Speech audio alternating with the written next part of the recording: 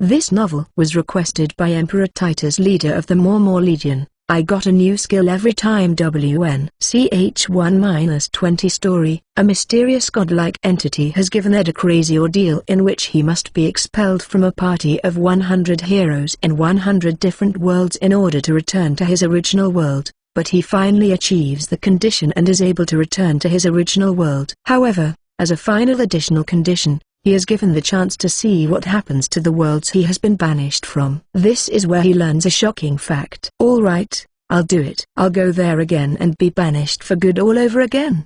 Only this time he is accompanied to these 100 worlds by a former companion. Fufu Tilda, don't worry, I'll be with you this time.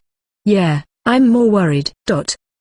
CH1, hey, Ed, you don't have to come back tomorrow. I had moved to a new base and had been going to a tavern for the past 2 weeks. There, I was suddenly greeted by a man wearing light armor who was acting as a scout. His nose was as red as ever, but the look on his face when he was drunk looked a bit different from usual and he didn't seem to be enjoying himself. Confused, I asked, what do you mean? It's just what it says. I said we don't need you anymore. No, number. All of a sudden you said something like that. It's not sudden. We've talked about this many times without you. I mean, this is our consensus. Are you sure about this? I looked around with an inquiring look at my fellow tablemates, but the girl in the neat priest's uniform looked away awkwardly, and the sorceress with the pointy hat sighed in exasperation. Yashio-sama? It's true. Finally, a young man wearing expensive armor approached me. He told me this with a bitter look on his face. Hey, Ed, you are definitely a talented person. That's why I invited you to the party, and everyone was so happy to see you. And your work in the first few years was really great, too. You've helped me, you've taught me. There are so many things I can think of now. Then, but, as if to interrupt my words of insistence, he replied with a strong tone. What about you these days? You've been slacking off on the work you've been assigned, and you've been playing around with the time you used to spend doing independent training. While everyone is improving their skills for the tough battle ahead, only you are still the same as when you joined. I couldn't help but choke up at the painful words of the hero, but no one around me would defend me even if they saw me like that. Well, it was only natural. As I was told earlier, this conclusion must have been reached after many discussions. Ha. So then hi, yes, Ed. You're expelled from the hero party. His voice was dismissive, as if he was talking to himself and his friends. When I heard this, I turned my head and shouted, Yoshi-yawu. Click. Condition met. 10 minutes remaining until return. Ed, what's going on? Why are you so happy? Have you lost your mind? For some reason, I shouted with joy, and the hero and the sorceress called out to me. I excitedly patted both of them on the shoulder. No, number. I'm sane, okay? It's just that I finally got my wish. Oh, yeah. Would you mind taking this before you leave? With that, I reach out into the empty space. Then my hand was sucked into a black hole in the air, and I pulled out a bunch of papers from it onto the table. What is it? What? Are you saying that you have dimensional storage? You have a skill like that? As the name implied, dimensional storage was a useful skill that allowed you to store large quantities of goods in another space. As far as I knew, there were only 3 people in this world who possessed this skill, and unfortunately, none of the members of the hero party possessed dimensional storage. But this wasn't a normal dimensional storage. It was a banishment skill called Stranger's Box, and its effect was to retain its contents even across worlds. Well, that's enough for now. Why didn't you say so? If you have that kind of skill, there are so many ways to utilize it. Well, first, you should read this. This is a instruction manual, right? The hero muttered as he looked down at the bundle of papers I had given him. That's right. I've been thinking about it. I've put together a list of efficient training methods and ways to acquire new skills based on the information I've gathered from the battles I've been in. So I hope you can use this as a reference for whatever kind of growth you seek in the future. There's this magic I'm supposed to be able to learn that has a name I don't know. In contrast to the sorceress who was reading my manual with a questioning look on her face, the priestess who was reading my handwritten manual with a serious expression raised her small hand and asked me a question. Oh, It can be learned by releasing this and that which are sealed around the world. The conditions, the effects of the magic, and how to use it effectively are all laid out on a separate sheet of paper, which I hope you'll read later. With the banishment skill, rainbow glasses, one could see a glimpse of the potential of what powers the person they see would gain in the future and how much they would be able to do. Of course, it would take a lot of effort on your part to make that happen, but if combined with the training plan mentioned above, I believe they would be able to reach their desired future. Yeah. Hey, Ed, what's this all about? While the priest girl was puzzled, the scout called out to me. When I turned around and looked, I saw the face of an old man slapping the paper in his hand and staring at me with an intense look. What's with this ridiculously elaborate map? It even has hidden passages and traps that I didn't notice. It's like a parting gift. It's only a map of where we went together, but I thought it might be useful. What are you talking about? There's no way you can draw a map of a place you've never been. How did you get this? Yes, don't worry about those details. I'm leaving the party now. For your information, the map was created by duplicating what appeared in my brain with the banishment skill, auto-mapping, also with the banishment skill, copy and fake. With this skill, I was able to duplicate what I was seeing right now, only it looked exactly the same. But there was nothing wrong with it, since looks were everything when it came to maps. When I first got this, I thought, what am I going to do with it if it only looks the same? But there were plenty of things that could be used normally if they were made to look the same. Yes, very convenient. Sorry. What is it, Yasha-sama? And then, suddenly, Hiro sitting in front of me bowed his head, rubbing his forehead against the table. I had no idea that you were doing all this work without my knowledge.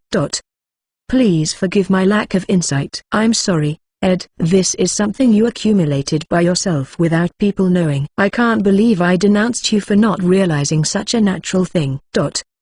I dropped the ball as well. You've been doing way better of a job than I have, and yet here we are scolding ya. Heck, you're even young enough to pass as my own dang son too. I'm sorry. I'm really sorry. No. Please raise your head. I didn't mean to do that. It's just that you've all been so good to me, and I wanted to be of some use to you after I'm gone. You idiot. Of course we are attracting that. You geese don't object to that, do you? The sorceress said, with a dumbfounded look on her face at my words. She looked around, and the other three nodded hastily. Of course, Ed, I'm ashamed to ask you again, with us. Oh, I can't come back anymore. Sorry. Yeah, that's right. It's just too convenient to expel you once and then bring you back now. It's not like that, but, whoa? The time? Well, that's it then. I'm looking forward to seeing you all defeat the Demon Lord. Please do your best. I raised my hand and bade farewell to the sad face of the hero and hurriedly ran out of the tavern. Fortunately, the sun had already gone down. But even so, it would be bad if the thing went off in a place where there were many people. Even though I would never come back, it would be better not to cause any unnecessary commotion.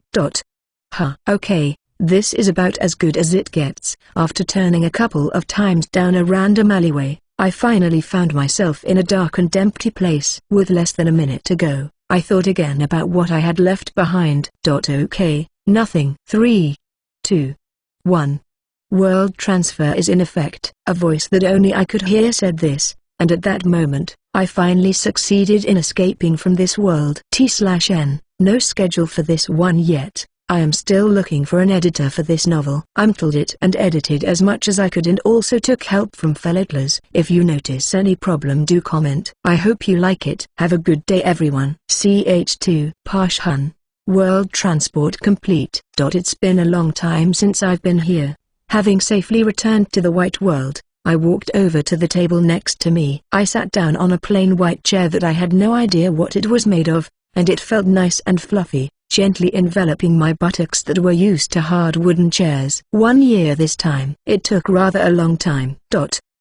In front of me stood an unsupported white wall about 2 meters high, with a large number of doors attached to it. The wall was short at first, but now I had to turn my head to see the left and right edges. I've done my best, haven't I? Don't you think so? There were a total of 100 doors lined up. This meant that I had been expelled from the party 100 times in 100 different worlds. It was a really stupid number that no one could be proud of, but it was also a number that was absolutely necessary for me to return to my world. You said it yourself. In order for me to return to my original world, I need to join 100 hero parties in 100 different worlds and be banished 100 times. Now that I think about it again, it doesn't make sense. If you're asking me to save the world or help the heroes, why do you want to be banished? Well, even if I asked you, you probably wouldn't answer. God doesn't speak. In fact, after all this time, I had never heard the voice of God either. I was living a peaceful and ordinary life when I was suddenly summoned to this place, and all I had in front of me was a white book. Yes, of course, it was just a white cover, but that doesn't mean it was completely white inside. There were more details about what I needed to do, or in other words, the conditions I had just described, and the wall in front of me was still small and there was only one door. If I passed through that door, I would be transported to another world, and then I was expelled from the party of the brave. To be exact, I was returned to this place by achieving the condition that you will be expelled after you have been a member of the party for more than 6 months or after you have been recognized as a member of the party by gaining a certain level of trust. Once the door was opened, it could not be opened again, and instead, there would be more doors next to it. But I did make it through that mysterious condition. It took me about 100 years, but I did it. Then you could create a little more of a celebratory mood, or something like that. You know? While making such a light remark, I glanced at the figure in the mirror next to the table. What I saw was an ordinary young man, a little over 170 centimeters tall, with short black hair and a medium build. Every time I returned to this white world, my body would return to the state of being 20 years old when I was summoned here. In addition to that, the shortest time I spent in the other world was 7 or 8 months, and the longest was about 3 years. Which meant that I've been repeating my early 20s for about 100 years. It was strange, that my body, which normally would have become a saggy old man and had a lot of wisdom, had not grown much from what it looked like before. It could be said that my mind was being dragged down by my body, or it could be said that there was no room for growth since I was still treated as a 20-year-old kid by the people around me. Anyway, I've been living a long time, but my mind was still of a young man. So, I never said such enlightened words in such a place. I can't think of any auspicious thoughts such as, thanks to you, I was able to grow both physically and mentally. I don't want to be in the good graces of a god who kidnapped people and made them do unintelligible forced labor for 100 years. Well, whatever. Anyway, I followed your instructions. Then you'll have to fulfill your promise this time. The crystal ball that sat in the middle of the table with a solemn atmosphere shone brightly, as if in response to my reluctant words. This was a sign that I would be given a skill as a reward for being successfully expelled from the other world. Are you still going to give me something? If you can give it to me, I'll take it. I had taken the liberty of naming them banishment skills, and they were basically all super useful. Without them, it would have been much more difficult to infiltrate a hero party in 100 different worlds, and it might have taken hundreds of years more. The first world, before I got all my banishment skills, was like hell. So, what is it this time? I shuddered as I remembered, and then I slowly placed my hand on the crystal ball. Then a mysterious divine power flowed into me. What? Well, that's another big skill. I can see a future where it's left to die in storage, though. I don't think I'd use a one-time skill with a limited number of uses, even if I was driven on the edge. If I were to sort through the stranger box, there must be dozens of magic potions lying around that would cure anything if you weren't dead. It was not that I had awakened to some strange power, but that there was nothing else in the world that moved except me, and even the wind was not blowing, so I could somehow feel when something appeared. Left, the number of doors to new worlds were increasing all the time on the right side. In other words, the further to the left you go, the more likely it was to be able to get to the first world, but if something appeared further to the left than that, then perhaps is increasing. Next to the door of 001 that I passed through for the first time, a door of 00 has appeared. It was a door that was never there before, a door that predates the beginning of. In other words, This must be the door that leads to the world I came from. I can go back. I can go home. Yes, I can return. I can go back to my original world, the one that was unreasonably taken from me 100 years ago. I can go back. I can go home. Hey, God, it's been about 100 years since I came here, but is it still 100 years in the original world? If that's the case, I think my family and friends are all dead. The lifespan of a human being was roughly 60 years. Some noblemen who ate good food could live to 70 or 80, and in some worlds it was possible to extend one's life with magic, but at least there were no powerful people or great wizards in my world, so no one would survive. Well, you know, you're God, so you can adjust things to your liking. Will you not do it? Oh, or are you telling me to use my last skill here? Oh come on, that would be petty as hell. There was a possibility that I could manage this situation by using the skill I had just been given, but that would be a waste of time, if you ask me, because the 100 years I lost were 100 years that I dedicated to God, or that were taken from me. Giving up my rights in order to make up for it would be like taking all the money I get for my work as an expense, and no matter how good-natured I was, I couldn't easily accept that. Thud. Whoa! When I tried to argue with him, I suddenly heard a noise behind me. I turned around, startled, and looked underneath my feet where the noise had come from. There, on the floor, was a book with a white cover that looked like something I had seen somewhere before. Oh, you mean read this? What's that under there? Number? When I looked up from the book and looked at the door again, I saw that another number had somehow been added below the world number engraved on it. This is the amount of time that has passed in that world since I left it. That means the door to the original world that was 00. The other number engraved below it also had a clean line of zeros. No time has passed since. Does that mean I can go back to that moment when I was brought here? Then, truly, this was the end. My long journey through countless worlds and being expelled from the Brave Party over and over again would end when I pass through this door. Okay, then now is the time to make a triumphant return to my world. Just as I was about to turn the knob on the door to the original world, an additional book fell from the sky, hitting me squarely in the brain. CH3Q. What the hell? Although my body was invincible in the other world due to a large number of banishment skills, in this white world where all skills were ineffective, I was just a human being. If I get hit in the head by a thick book, it would hurt and I would get teary-eyed. I crouched down, holding my head, and looked down at my feet. There was an additional book that had just fallen on my head. It looked like the same plain white book, but I don't think the contents were the same. You mean I should read? Oh? I picked up the white book and opened the cover. The book itself was a hollowed-out box with a delicately crafted gold key inside. A key? Is that how you use it? It was a box with no name, but there was a text written on the back of the cover. According to it, this was a complete banishment commemoration service. There's got to be another name for it, right? Oh well. So, the important thing is, you can use this key to open the door to any world you want. By using this key on the door of that world, you will return there. The key will disappear and the door to the world will open. Now, revisit your most memorable places and get motivated to return. Yeah, what is this service I don't want? It was like I just wanted to drink some water because I was thirsty, but it came with a mountain of set meals. Do you know, God, an unrequested service mentality was just an imposition, you know?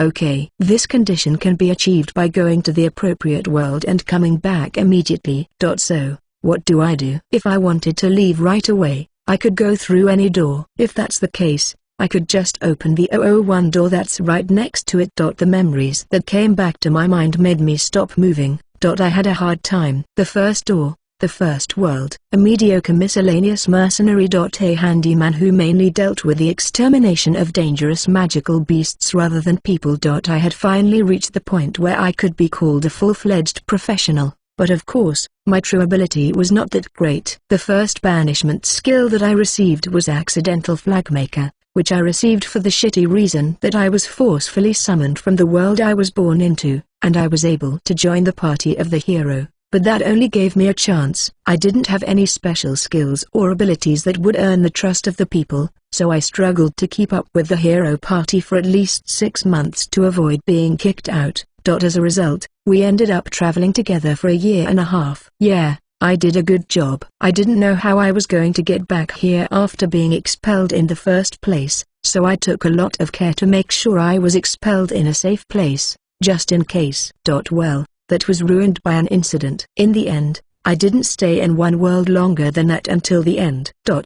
So what happened after I was gone? I looked at the number engraved below the door number, and it seemed that about 10 years had passed since I was banished from this world. In 10 years, the Demon King would probably have been defeated and the world would be at peace. So, does that mean that the hero is now king? Ugh, I don't want to meet him. The laughter of a proud hero popped into my head. I thought this was one of those things because it was the first world, but being a prince of the greatest country in the world and a hero at the same time was too much to aim for. Well, it sounded like the heroes were chosen by the gods, so any god that would forcefully summon people would have definitely targeted them. Oh, well, I'm probably stronger than you right now, and even if you're the king, you'll never see me. If I'm going to go through all this trouble, it would be a shame to leave right away, so I'll just do some sightseeing in the capital and then go home. If they sold hero-themed buns or something, I'd buy a few. With such a feeling of lightness, I inserted the key into the door of the 001 and twisted it until I heard a click. Then the shiny gold key began to fade, and even at a glance, I could see that it had lost its power. I see, it will break if I use it one more time. Now, let's see what the world looks like after 10 years. As I stepped out of the door behind me disappeared and I was thrown out into a familiar meadow. Remembering my vague memories, I turned around and saw a rather large town behind me. Oh, there it was. I tried to activate all the banishment skills that I'd been able to use since entering the other world. The first was invisible, which allowed me to create a powerful physical barrier, and the second was Magia Soap, which absorbed and nullified attack magic. I think I'll set them to always be active. I reached into the stranger box, took out a well-maintained steel sword, and fastened it to my waist. It was not that I didn't have holy swords and magic swords, but they were designed to be used by the strongest people in the world, so they were not a good match for an outsider like me. In this respect, it was wonderful to see that it was just a sword without any special characteristics. It never stood out as strange because it existed in every world and everyone uses it, and even across the world, that way of looking at things does not change. The irony was that the mere fact that it was a piece of steel made it more reliable. Yeah, I like steel that's been forged properly. No matter how I use it, it always fits perfectly in my hand. Maybe I'll make a few more of these if there's a forge to rent. There were probably 300 of these in the stranger box, but a stockpile was never too much to ask. I could make money quickly now. What is that? I tilted my head and muttered to myself, because the town that I could see from a distance seemed to be in a state of chaos. Oh my god. No way were they attacked by a magical beast. I hurriedly activated my banishment skill, Hermes Dash, and the town that I had seen in the distance quickly approached. When I got there, I found that half of the stone walls covering the town had collapsed, and almost all of the buildings inside had collapsed as well. Wait a minute. Wasn't this supposed to be a big town? Then what is this? Judging from the weathering of the broken buildings, it must have been a year or two since the town was destroyed. So the first thing that came to mind was a war between humans. Hey, you! And then a voice unexpectedly called out to me. I turned my head to look at him, and an old man in ragged clothes, carrying a large bag on his back, appeared from the shadows of the rubble. What the hell are you doing here? What do you mean? No, it's more like, if you know, tell me. Why is this town destroyed? What are you talking about? It's been 2 years since this town was invaded and destroyed by the Demon Lord's army. Huh? The suspicious old man's words made me raise my voice in a dumb way. The Demon Lord's army? Is the Demon Lord still alive? It's not like they're just alive. The Demon Lord's army has been on the rampage for over 10 years now. How remote are you from the countryside to ask such a thing now? All this time, not remnants or anything, but for the past 10 years, they are ruling. That meant that the Demon Lord had not been defeated. Then what about the hero? What about the prince, that shitty prince who snubbed me so much? Hey, then there was 10 years ago. What about the hero? What happened to him? Of course, He's long dead. It's been 5 years. Dead. Alexis is dead. The brave and princely figure of Alexis, who had been smiling broadly in my memories, shattered with a cracking sound. Then. What happened to the rest of the hero party? Of course, they're all dead. Isn't that obvious? The old man's voice sounded confused. The only thing I could do was stand there stunned at the words that could not be misinterpreted in any way. Ch4. I ignored the old man who was still trying to talk to me, and left the place in a staggering way. There was no destination in sight. I just couldn't sit still and kept walking aimlessly through the rubble. Dead, dead, all dead. It was a strange feeling. It was only one of the 100 hero parties I had been a part of. It was only a year and a half out of 100 years of activity. The death of a person who, if I hadn't crossed the world, would have been no more than a friendly shopkeeper. Somehow, that weighed heavily on my mind. Alexis, Gonzo. Tia died. The names and faces of my former comrades who had been swept away and relegated to the corners of my memory came flooding back to me in clarity. Alexis's face looking down at me with his soft blonde hair brushed up, Gonzo's face showing off his muscles, and Tia's annoyed face trying to act like a sissy were burned into the back of my eyelids. If I had just forgotten who they were I wouldn't have felt this way, but I couldn't do that. Ha, ha. What, am I that compassionate? They were the first people to exile me, remember? So why this? For example, if this had been 100 years later and everyone had died of old age, well, Tia was an elf, so she would still be alive, but she would not have felt this way. I'm not sure I'd have felt this way if she had died. The embarrassment was in the distant past. If I had just offered one of my favorite foods at the grave and put my hands on it, I would have thought it was just a matter of reminiscing about the past. And even if I hadn't been expelled from the heroic party, the outcome would still be the same. It would have been a different story if it was the current me, but back then, I was so weak that I could barely carry my luggage when I really tried, so there was no way I could affect the war situation. Then, this was a reality that I should accept. As an outsider who had suddenly returned to the world, the right thing for me to do would be to accept the end of the story without saying a word, express my condolences, and then quickly return to my world. I know that, but whether I could accept was another story. Appear, Akashic Compass. I muttered to myself as I thrust my right hand lightly forward, palm up. Then a cross-shaped metal frame, about the size of 2 clenched fists, appeared on my hand, and the light flickered in the center of the blank in search of the object I needed to find. I am looking for Alexis the hero. As I said these words, a white mist appeared in the empty frame, and Alexis's pompous face appeared on it, but it just fizzled out and disappeared. That meant that the hero Alexis did not exist anywhere in this world. Then where did the hero Alexis die? Biting my lip, I entered a new command. Then, inside the empty metal frame, a place I had never seen before appeared, followed by a cluster of blobs that turned into a narrow head-like shape, indicating the location of my destination. Gonzo. Where did the warrior monk Gonzo die? A slightly different question, but my banishment skill, Akashic Compass, showed the same scene. That would mean they both died there. Then again, so did Tia. Where did Tia die? With the feeling of coughing up blood, I asked a third time. The smile of Tia that suddenly emerged made me feel like crying. The blur disappeared without forming anything. Gone. She's not dead? Where is Tia? I shouted angrily, and my banishment skill pointed in the direction of Tia's location. At that moment, I was running as fast as I could. Taking into account the possibility that Tia was being held captive by the Demon King's army, I didn't forget to activate the Mirage Shift banishment skill. I could only use it once a day, and it was only valid for an hour, but no one would be able to find me while I was using it, and I could slip past people and walls as I pleased. However, it was not a panacea. In this state, I couldn't interfere with anything, and I couldn't slip through things that were rooted in the world with a certain mass, such as the ground or mountains. Well, thanks to that, I won't be falling headfirst to the bottom of the earth, and I could use that property to run on water, but that was not important right now. I ran through the trees, the ruins, and everything in my path. I just ran straight to where Tia was.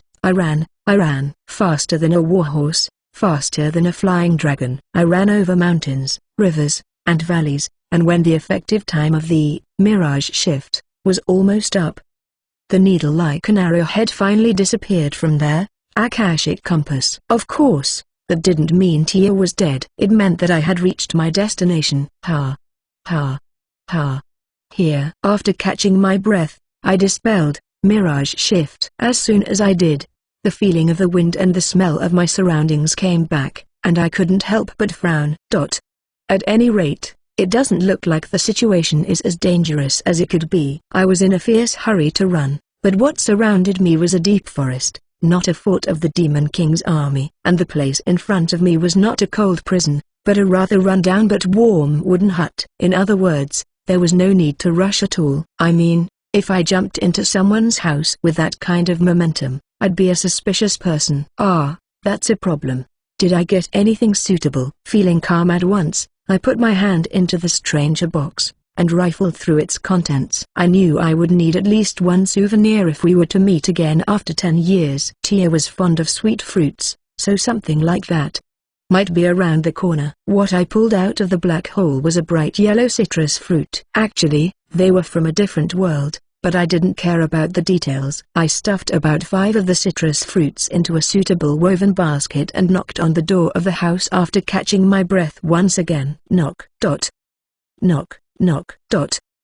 I repeatedly knocked on the door, but no one seemed to come out. However, there were definitely signs of human presence in the house, and the fact that the Akashic compass had disappeared here made it certain that it belonged to Tia. Well, but sometimes you just can't get out right away. I could think of many reasons why she couldn't answer the door right away, such as she was working on something she couldn't let go of right away, or she was taking care of something. So I kept knocking patiently, but it was strange that there was no response after about 10 minutes. No, I thought it was pretty stupid of me to stick around for 10 minutes, but I couldn't really leave a note which said see you later in such a remote place, can I? It would be too sad to leave her with just a souvenir after coming all this way, and more than anything, I wanted to at least see her face. Hey, Tia, are you there? After giving up on the surprise reunion, I finally called out Tia's name, but still there was no response from inside the house.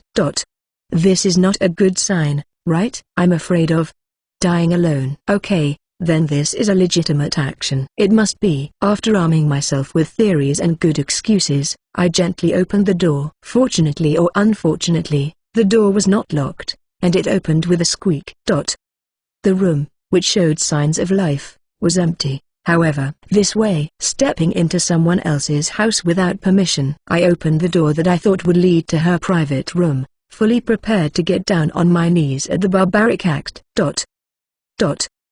You're sleeping? I couldn't help but shout out at the look on Tia's face as she slept comfortably in the middle of the day. CH5, huh? Who are you? When I shouted right next to her while she was sleeping, she woke up. She rubbed her sleepy eyes and looked at me, her eyes gradually widening. Hey, long time no see? Lies. What? Am I still asleep? No, I think you're awake. I mean, it's been Ed. Tia jumped up and hugged my neck. But unfortunately, that soft, delusional feeling couldn't be felt due to the effect of the invisible banishment skill that kept deploying. Ah, what a disappointment. I quickly disabled my skill, but that's not the point. Ed, why? How did you end up? I mean, are you even alive? Calm down. First of all, get off me. What do you mean I'm alive? Tia asked me with tears in her eyes as I hurriedly pulled myself away from her. Because after you left the party, I didn't hear about you returning anywhere. I thought you were dead. Oh, I see. No, it's okay. I didn't go back to the town right away. You know, it won't look good to be banished from a hero's party, so I changed my name and other things to live secretly. Subtly averting my gaze, I proceeded to tell the false story that I had just made up. In reality, I had just been sent back to the but I couldn't explain that. An unbelievable truth always defeats a trustworthy lie. Oh, I see. Good, I'm really glad. I didn't do anything wrong, but why do I feel so guilty? Is that what this is? Should I spit out a curse word to God for not telling me whether I can tell about their banishment skills, or not beforehand? Yeah, here's a souvenir for you. In an attempt to distract Tia from her crying, I held out the woven basket in my hand. Then Tia looked up, picked up the contents and tilted her head. Are these berries? I'm flattered, but we don't have a bath to wash them in this house. A bath? No, these are peeled and ready to eat. You're eating berries? It's so sour. It's so sour that it'll make your mouth puckered like this. Then, Tia's mouth twitched and her face tensed up. Even though she was much older than me, the expression on her face was just so cute. I wonder if we would be about the same age now? Well, I didn't feel that way at all. That's why we usually wash them in the bath, okay? It makes it smell so good and it makes the skin glow. Are you sure you want to eat? No, no, no. This is the one that's not sour. Try it and see if you like it. Tilda. Well, if you insist, I'll just have a bite.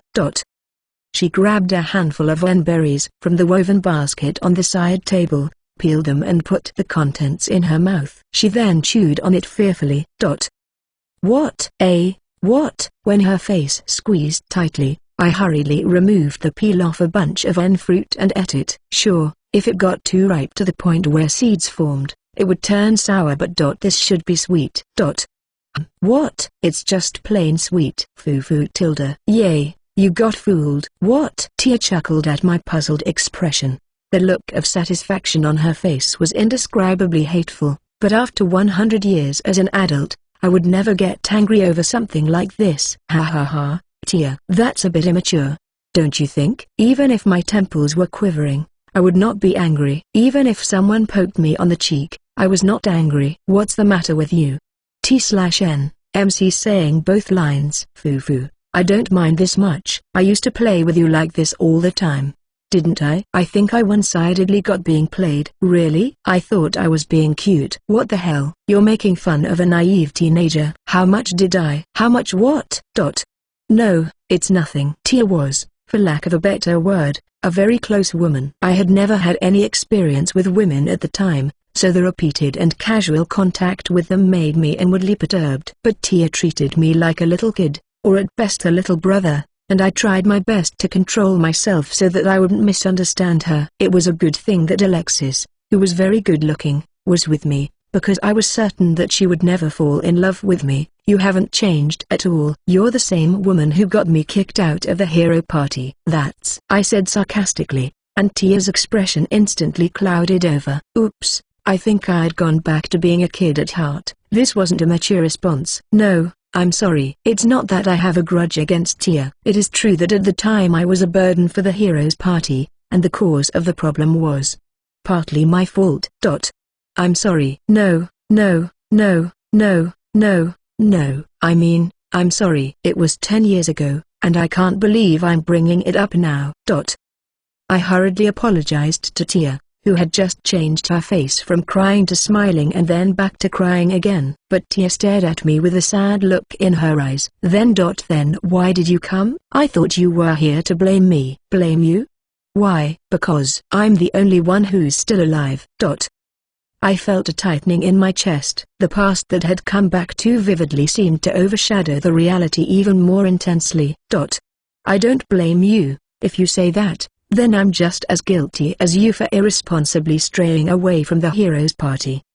No, it's okay. Anyway, I don't blame Tia, and I don't think I deserve to. I just want to hear the story. What the hell happened to you after I left? How did Yashio-sama? Alexis died? When I asked her quietly, Tia twisted her face in pain and turned over. No one would want to remember what it was like when their friends died, much less when they were the only ones who survived.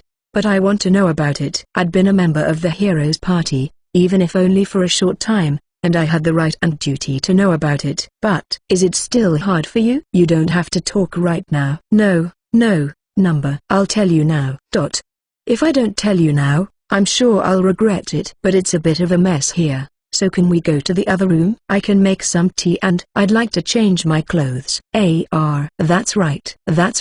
Since she had woken up earlier, Tia was wearing shiny pink pajamas. The fabric was a little too high quality for this room, but considering Tia's ability as a spirit wielder, It was only natural for her to have this level of taste. "I'll be waiting for you in the other room, and I'll be there as soon as I change my clothes." When I left the bedroom, I sat down at one of the 4 square tables. After a few moments of waiting, Tia appeared, dressed in her familiar youthful grass-colored traveling outfit. The long hair, which resembled En's berries that we just ate, was not as dazzling as gold and gave a sense of warmth, while the slender body, at 160 centimeters tall, was thinner than before. I think she had gotten thinner than before, but I wasn't stupid enough to ask a woman about her figure. "Hello. I'm going to make some tea. Can you wait a little longer?" "Of course." "What are you saying, Fufu?" Tia laughed a little happily at my exaggerated use of the word "of course" and chest thumping. Again, in a few moments, a white porcelain tea set was on the table, and the cup was filled with steaming red tea. Is this tea from? Oh, you remember? Great. Great. It was the same tea I had first been served by Tia. I shot a frustrated glance at Tia, who leaned over and patted my head. Tia sat back down, sipped from her cup, and let out a small breath. "Well, I'll tell you what happened to us after you disappeared." An old story with a definite bad ending that benefited no one. Tia's words echoed quietly in the cool air of the room, which was so different from the warmth of her palm. Ch. Chapter 6.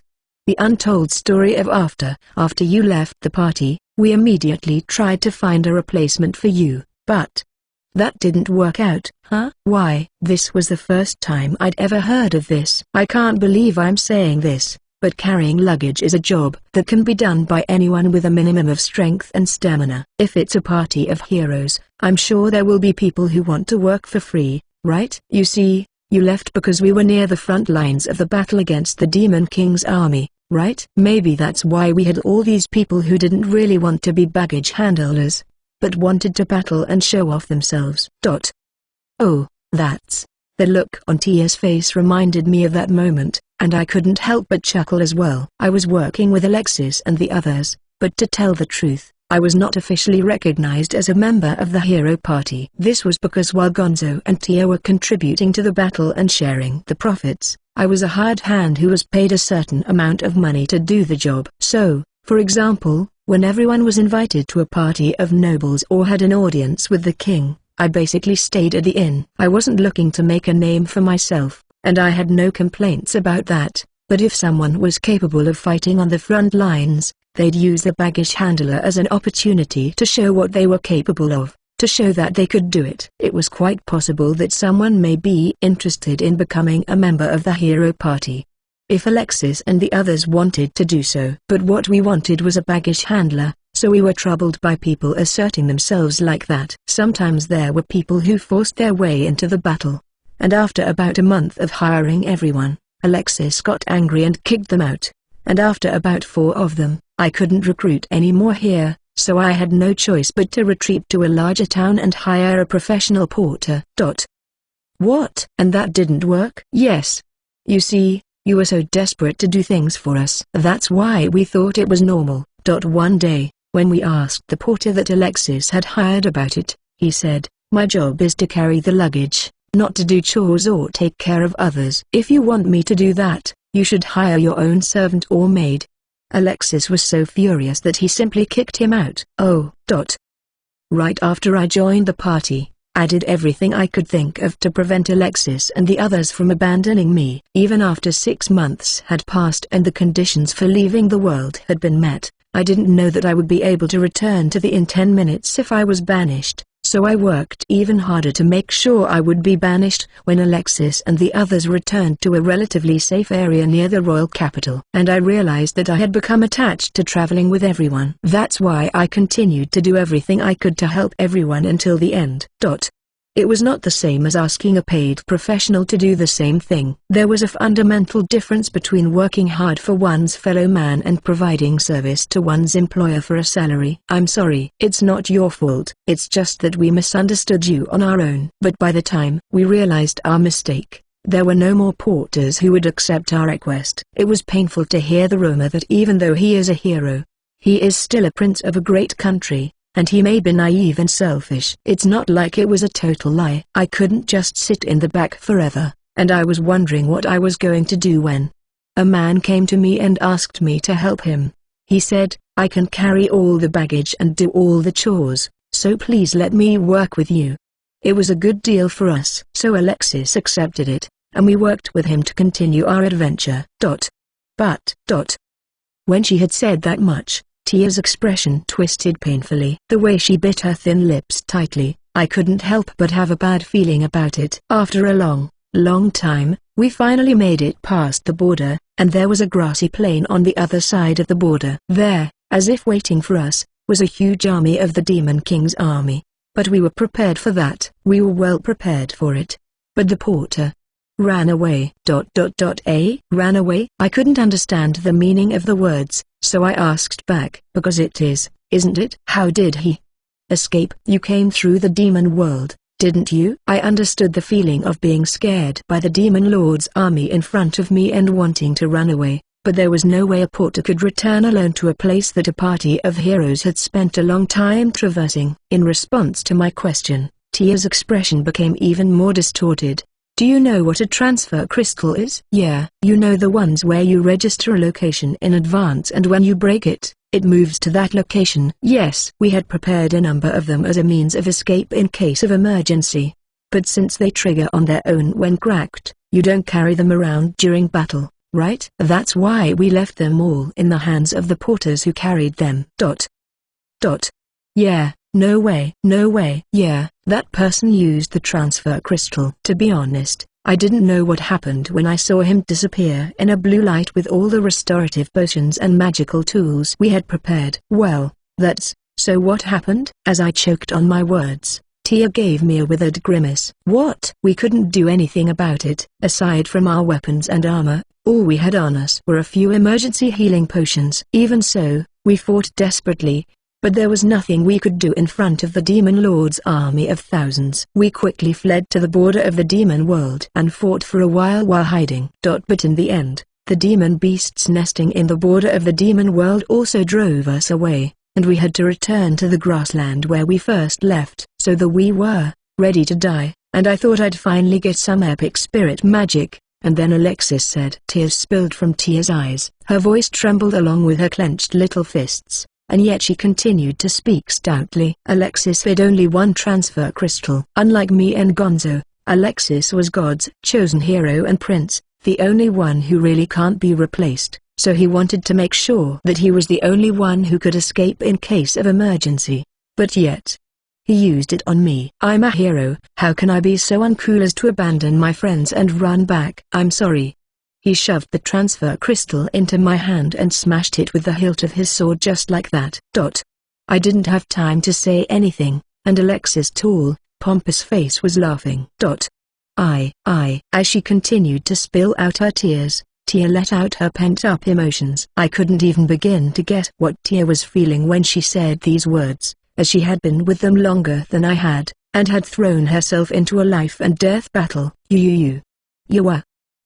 I could only watch in silence as Tia laid face down on the table and cried like a child. T/N, I have decided to post the Isekai and the Romcom on alternate days. I'll post 3-4 chapters of both per week plus any additional Ko-fi chapters. I got my exams coming again so can't commit to daily release of both. Hope you guys understand. Thanks for the support so far. CH7 Chapter 7. Even if it's a forced smile, it's much better than a crying face. Are you fine now? Yeah, sorry, Ed. Thank you. Tia sniffed and laughed, her eyes red and swollen. The look on her face was too painful, but still Tia started to tell me the rest of the story. I came out of a secret room in the castle of Noteland. The soldiers of the castle seized me when I was distraught. And when I finally calmed down, the king heard what had happened and said with a very scary look on his face, "You didn't come back." I'm going to pretend that the heroes' party was wiped out when they crossed the demon border. At first I almost yelled at him for saying such a thing, but when I saw the king's sad face, I lost the will to do so. I see. Well, yeah, I can see how that would be a reasonable decision. Alexis's last action was a selfish and wrong choice. If the hero Alexis was still alive, he could have gathered new friends, reunited the hero party, and set out to defeat the Demon King again. However, for the sake of his own pride, Alexis saved Tia. It was a choice that no one with power should ever have to make, as he weighed the future of the world, the lives of his friends, or his own pride, and he chose the latter. But, how in the world could one deny the desire to help others even at the cost of one's own life? I could never ridicule Alexis as a self-centered idiot for making the worst choice as a hero and acting more like a hero than anyone else at the same time. However, that was because I had worked with Alexis for a while, and the world was different. Alexis made a foolish choice, and Tia was saved in Alexis' place. There were plenty of people who would have slammed Tia with righteousness and justice, saying, "It would have been better if you had died," and above all, Tia herself felt a strong sense of remorse. If he had announced Tia's survival, he would have had to bear the malice of both himself and others, and Tia, whom Alexis had risked his life to protect, might have taken her own life. In that light, the king's decision was very appropriate. "Then you live alone in this remote place?"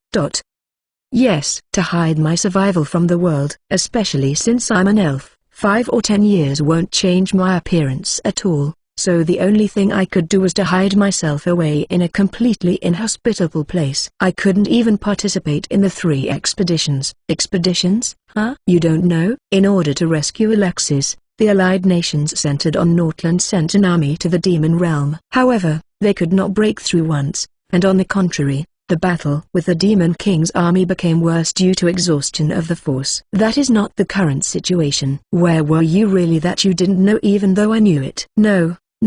Well, that's the thing. It's even more remote than this place, or rather, it's really a countryside where you can't get any information. What's that? Foo-foo. Haha. I've talked to you for a long time and I'm a little tired. I'm sorry I made you recall your painful story forcefully. That's fine. I wanted to talk to Ed too. I mean, after all this time, how did you get here? There's really only a few people who know where I am, you know? No, actually, you know, I got some kind of magic tool that helps me find people. So I tried to find out about Alexis and the others, but there was no response from the 2 of them. So, Alexis and the others are really dead after all. Unobserved events could not be confirmed. Tia did not confirm the death of Alexis or Gonzo because she was forcibly transferred while Alexis was still alive. But now, I'd come to visit her at her own place, which no one was supposed to know, and I told her the compass didn't react. That meant that my actions had confirmed their deaths. Gosh, I feel bad now. It's okay. In fact, I felt rather refreshed. Well, I knew they were both dead at that time. Well, then I guess I'll just have to. Tia was about to say something, but her words were interrupted by a loud stomach rumble. Instantly, Tia's face turned slightly red up to the tips of her pointed ears. Ha. This is, you see, different, okay? It's just a little mistake. Hey, so? Do you want something to eat? You're making it for me? Well, yeah, I've got all kinds of ingredients with me, so as long as it's not too outrageous, I'll be fine. Oh, yeah, but you know. What? Don't be shy, okay? No, it's just that I haven't had much of an appetite lately, so I can only eat soups and things like that. What? You just let your stomach growl like that? Edno Barker. Leaning forward lightly, Tia's fingers pinched the tip of my nose. What atrocious violence. But I'm not going to give in to this. Okay. What's with the smirk? You've been such a bad boy, Ed. Oh yeah, that stew you made me a few times before. Can you make that for me? Stew? Yeah, sure. Yeah. Then, please. Yokai. Please wait a moment. Oh Osama. Good luck. Tia smiled happily at me as I stood up from my seat and made a stylish bow. I'm sure she was not calm inside, but it was a good sign that she was behaving cheerfully, even if only in appearance. Well, if that's the case, I'd better get to work. As I walked to the kitchen, I stuck my hand into the stranger's box and fished out the ingredients I had thrown inside. Let's see, if we're talking about a stew, we'll need milk, butter, flour. Hey, Ed? Your hands seem to be disappearing, or is it my imagination? Ha, what are you talking about, Tia? How can a human arm disappear? Of course not. But it's been disappearing and reappearing for a while now, and the ingredients keep popping up. Well, I am cooking, so I need ingredients. Or what? Are you asking me to cook the air? No, I'm not, But that's not the point.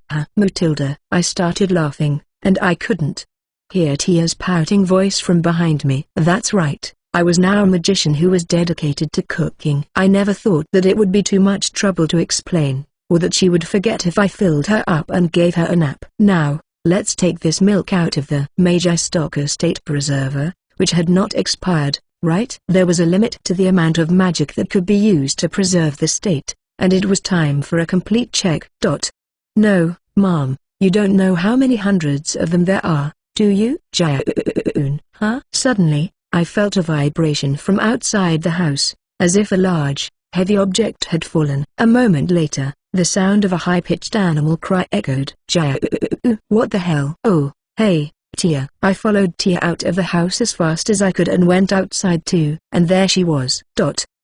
Dragon? Jia-un. It was unmistakably the king of demonic beasts, a dragon, with a body covered in red scales and a fierce cry. Ch8. Chapter 8. Not many people who say they're fine are ever really fine. Dragons. It was a race that reigned at the top of all magical beasts. From their strong scales and huge bodies, they possessed overwhelming power and boasted bogus strength, which at the same time, allowed them to fly and breathe using their overflowing magical power. The higher species could even understand human language, making them truly literal monsters. There was no glint of intelligence in his eyes, so he was probably a lower-ranking lesser. Wait, why was there a dragon here in the first place? Hey Tia, why are the dragons down here? Aren't these things usually up in the mountains? Dragons, especially the lower species, usually lived at the top of the mountains. It was said that immature dragons were unable to control the heat emitted from their huge bodies, and so they regulated their body temperature by exposing their hard scales to the cold air,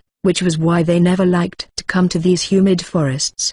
But when Tia turned around, she threw out a different question in an impatient voice instead of the answer that I was looking for. Ed, why did you come out here? Why, of course, when you hear screaming like this. Jia, we'll talk later. We have to take care of this guy first. Yeah, that's right. Despite the desperate look on Tia's face, I replied calmly. Sure, dragons were formidable foes, but right now, a lesser dragon wasn't much of a threat to me. I drew my sword from my waist and stepped in front of it as if to protect Tia. Then I'll take this place. The blade of the silver moon that twists and spins the wind is the blade of the green moon, and the feathers of the 6 pairs of spirits in 3 directions are the feathers that harden and drop the dull light. Gather together, surround yourself, and dance. In the name of Lunacia, manifest the Tri-Edge Stream. Jia, thump. Before I could utter a nice line, the wind blade created by the spirit magic chanted by Tia easily cut off the neck of the extremely thick dragon. Seriously? As I cautiously approached the dragon, which was lying on the ground, spewing blood from its severed flesh and sending up a cloud of dust, I poked at its severed head with my sword. It is definitely dead. Ha. Ha. Ha. Whoa, whoa, whoa. Tia, how much stronger have you gotten since I've been gone? At least in the time I knew Tia, she wasn't strong enough to instantly kill a dragon, no matter how lowly it was. Her breathing seemed to be erratic, but it was rather normal considering her power. Ha. Ha. Ha. Wow, what a cut. It's so clear. Scary. Can this be prevented by invisible? No, it's magic, so I'd have to use Magia Soap. I don't think I want to try either at all. Ha. Ha. Ha. Ha. Tia, I was trying to be cheerful, but Tia's breathing didn't settle down for any length of time. I was a little worried and turned around to see that Tia, who had been standing there shakily, was about to collapse. Whoa, are you okay? Tia's body, which I supported, was frighteningly light. Even though many elves were skinny, this one far exceeded that limit. Tia, you, ha. Sorry, Ed, I'm just a little tired. Don't worry, I'll calm down soon. Ha. Yeah, I'm fine now. With that, Tia pulled away from me and stood on her own feet. I couldn't take Tia's word for it because her face was still pale. Wait, you don't look okay at all? Matilda, it's fine, it's been a while since I've been in a battle, and I was a little overzealous because I was in front of Ed. I don't care if that makes you worry about me. He. I'm sorry. I'm really sorry. I'd really like to help you, but can I go rest in my room for a bit until the food is ready? That's fine. Thanks. I'll be looking forward to Ed's home-cooked meal. As soon as she said that, Tia walked back to the house unsteadily. I couldn't help but be worried about her. But if you ask me what I could do about it, there was nothing in particular. Matilda. I don't have a choice. After a bit of pondering and scratching my head, I returned to Tia's house and washed my hands thoroughly before standing in the kitchen. The dragon's corpse was put away in my stranger's box. If I left the corpse of a bleeding magical beast lying around, other magical beasts would gather around like idiots. But what was that all about? I thought back to what had just happened as I cooked. Indeed, Tia's symptoms were very similar to those of someone who had consumed a large amount of magic power in a short period of time. There should be nothing unnatural about it, since she used such a large amount of magic, but something inside me kept telling me that I should not underestimate it. But I don't think I can get it out of her by asking her. Then I have no choice but to get a little serious. With a wicked grin on my face, I started to change the ingredients in the stew. Personally, I liked large pieces of meat and vegetables in my stew, but she said she doesn't have much of an appetite, so I think she'd rather have a thick soup-like stew that's meltingly delicious. The decisive factor was the milk. I put away the regular milk that I had originally planned to use and replaced it with a top-quality one that I got on my tour of other worlds. Foo-fa-foo, I never thought I'd see the day when I'd have to break the seal on this thing. I unanimously rejected the suggestion that I should drink it because it was an ingredient. Oh, and by the way, I had some phoenix meat. If you cut it up into small pieces and cook it well, it won't be too bad for digestion and should give you strength. I don't know if it's really a phoenix, but at least the meat would serve the purpose. I added a good amount of other things that seemed to be good for nourishment, and cooked it thoroughly in a magic pot that could cook dozens of times faster than normal when the lid was closed. I sipped the resulting white stew. Muha. It was delicious. Overwhelmingly delicious. The heat that reached my stomach after passing through my throat spread throughout my body, and I could feel it warming up my entire body. It was not a magic potion, however, so it didn't force your body to heal. Magic potions could be dangerous in a very subtle way. There were many cases of weak people such as newborn children and elderly people who used powerful recovery medicines, only to find that their bodies couldn't keep up with the effects of the medicines, making them even worse. Perfect. Hey, Tia, it's ready. I called out to Tia as I stirred the contents of the pot, but she didn't answer for some reason. Tia, hey. Tia. I walked up to the bedroom door and knocked lightly, but there was no response. Is it possible that she got tired and fell asleep? Then I could just let her sleep on it and reheat it when she wakes up. Tia, coming in? I couldn't get Tia's dizzy face out of my head, so I said no and opened the bedroom door. There she was, in the middle of changing her clothes, wearing only her underwear. Tia, Kaya, Ednoichi. Tia, noticing my confused expression, turned around and let out a cute scream. But I didn't care about that and stepped into the room. What? Why are you entering my room? Isn't that the part where you say, sorry, and leave? Without answering Tia's words, I slowly approached her, staring at her naked body. Ed, hey, you look scary. Okay, please, get out of there. Katilda. As I closed in on Tia, I grabbed her wrist and stared at her body even more. I couldn't take my eyes off the shocking sight. Tia. Ed. As if she had given up, Tia turned her face away from me with a sad look in her eyes. I fought back the urge to squeeze my hand and tried to formulate the next words. How the hell did this happen? Her glistening white skin was etched with countless wrinkles and stains, and her bony body showed signs of impending death. About 120 years old. Tia's body, which should still be quite young for an elf, had dried up like an old man just waiting to die. T/N started my membership for this novel. Get access to 2 advanced chapters every Sunday. Ch9. Chapter 9. Responsibility is not something that is forced upon you. It's something you have to fulfill. This is the second time that Ed has seen me naked. Tia's laugh reminded me of the past, but now was not the time to dwell on those memories. Answer me, Tia. What's this all about? All right, I'll explain it to you. But first, can I get changed? Okay. Tia's gaze landed on the fancy pink pajamas she was wearing when I arrived. I picked them up and lifted her arms as gently as I could before starting to dress her up.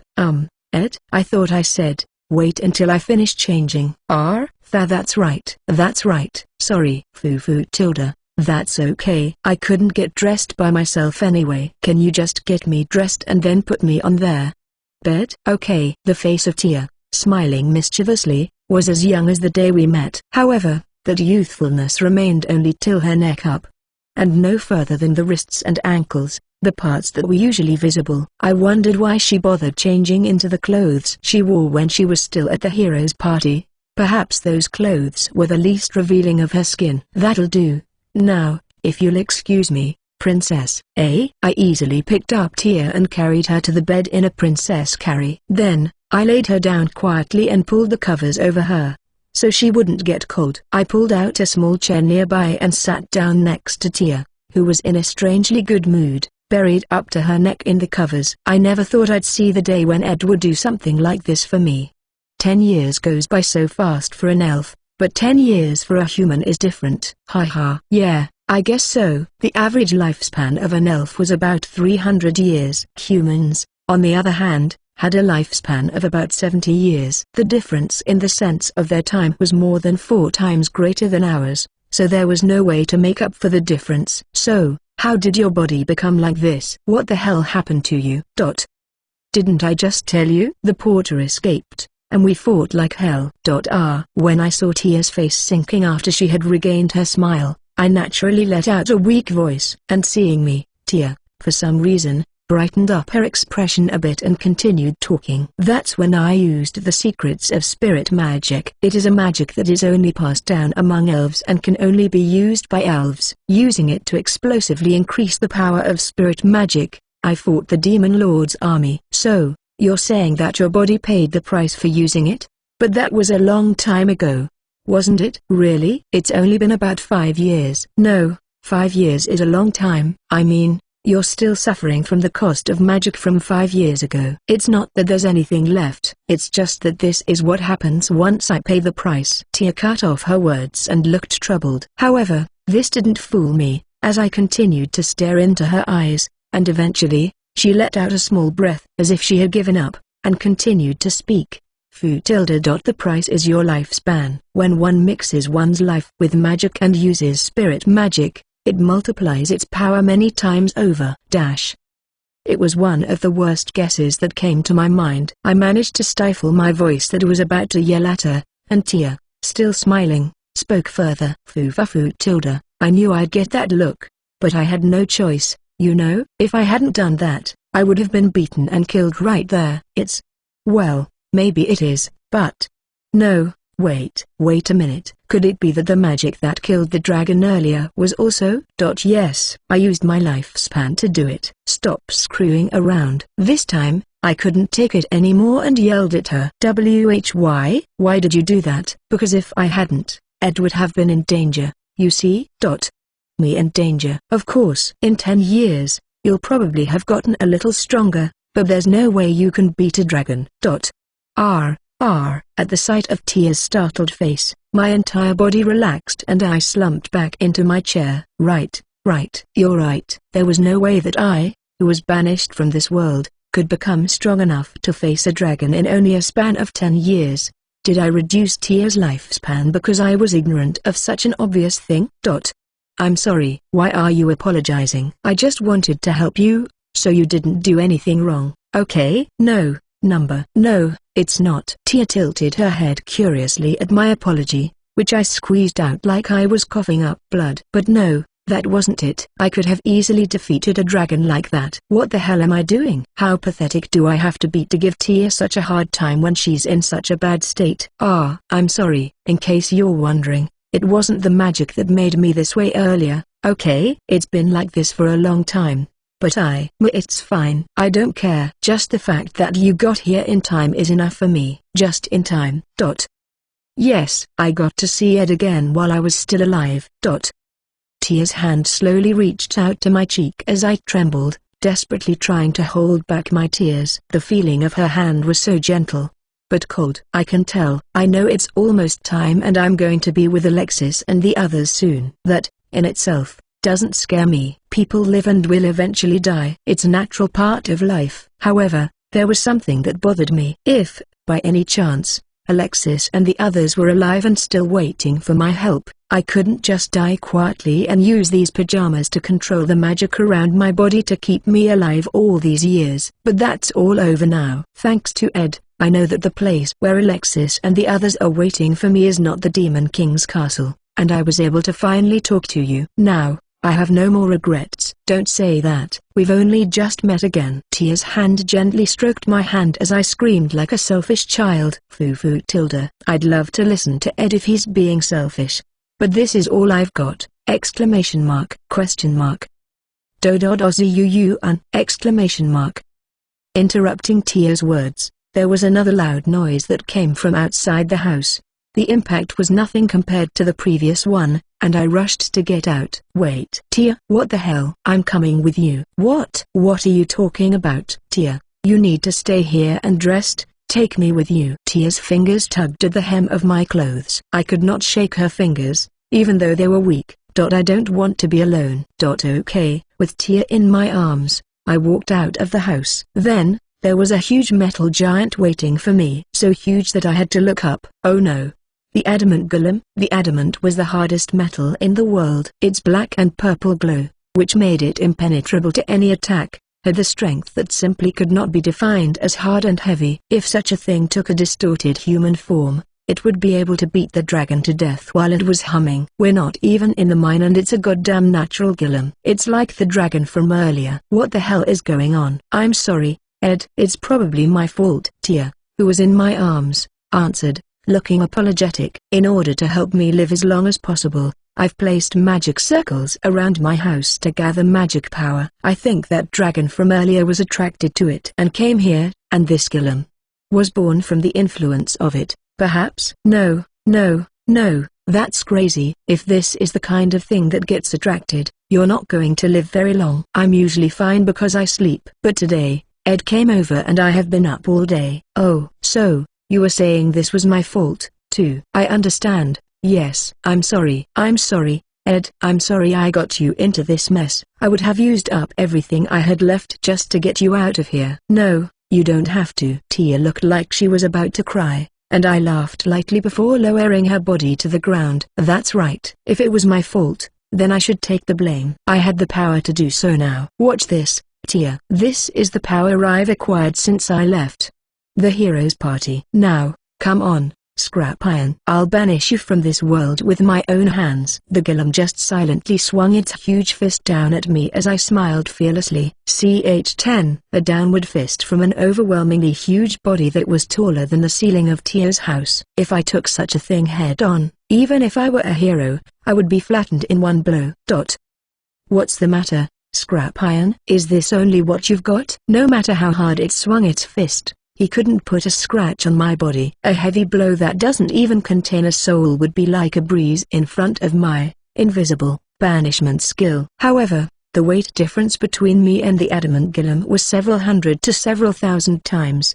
It was too ridiculous to compare. Even if the attack didn't connect, under normal circumstances, the impact alone would have blown me beyond the horizon. But it didn't happen. After taking dozens of fists to show off the skill, I used a new banishment skill here. Is it time? Then, it's payback. I moved inside the gap between its fists, and jumped and kicked the golem in the stomach. Then, with a roar, the huge body of the golem staggered and fell to the ground. This was the Orbit Reflector, a banishment skill. This was a counter skill that accumulated the damage you took and returned it directly to your opponent. If this was activated, even the impact itself could be nullified as before, so it could be used for defense. Oh, I knew you'd rise. The golem, which was supposed to be down with its head up to the sky, stood up, making the distinctive sound of metal scraping against metal. It must have been a considerable impact, but there was only a small dent on its body that could not be seen unless you looked closely. I've always been a fan of hitting hard guys, but I guess my strength isn't enough. Well, I knew that. I kicked him to the ground because I needed a little time. I put my hand into the stranger's box, and pulled out the hilt of my silvery white sword. Yes, just the hilt. This sword had no blade. It will be made now. Here we go, buddy. Blood Sword Rensu. I held my left hand at face level with my fist clenched tightly, and slammed the hilt of the sword in my right hand against my left wrist. The tip of the hilt pierced my wrist, and my blood was sucked up into the hilt. Then, I held my sword up again, and a bright red blade extended from the hilt. Oops, did I keep you waiting? It looks like you're all set, so let's get this over with. The adamant golem, fully on its feet, punched me again. What, you were one of those idiots? Well, if something were to be inserted poorly, the density would decrease and the strength would decrease. I think it was one thing to be all about punching, but it was another thing to be able to use. Exhaling a short, strong breath, I dodged the golem's fist once more and stepped into its path. He anticipated it and this time threw a kick, but it was too late. Without shouting out the name of my special move, I silently swung my sword down. The momentum of the swing blew away the sheath of the bloody blade, and all that remained was an invisible blade. The blade was thin above all. It was too fragile to withstand even a gentle breeze, and even if left alone, it would destroy itself in the blink of an eye. However, its thinness enabled it to cut through everything. It could pierce the connection between things and cut through any physical object. The Sword of Thin Life, created by the effects of the engineering master Smith, banishment skill, and the sword techniques I developed during my long journey through other worlds. If the two were to be combined, nothing is unbreakable. I watched as the huge body of the golem, which had been split off into two, crumbled to the ground as I took a quick swing with the Sword of Thin Life before returning it to the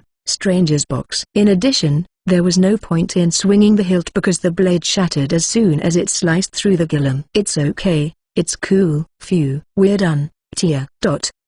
Tia, I called out again to Tia, who was looking at me with a dumbfounded expression. Her eyes widened and she finally answered me. Ed was so strong. Well, yeah, I'll tell you something. I wasn't always strong when I was with Tia, you know. After I was expelled from the hero party, I trained again and became stronger. I see.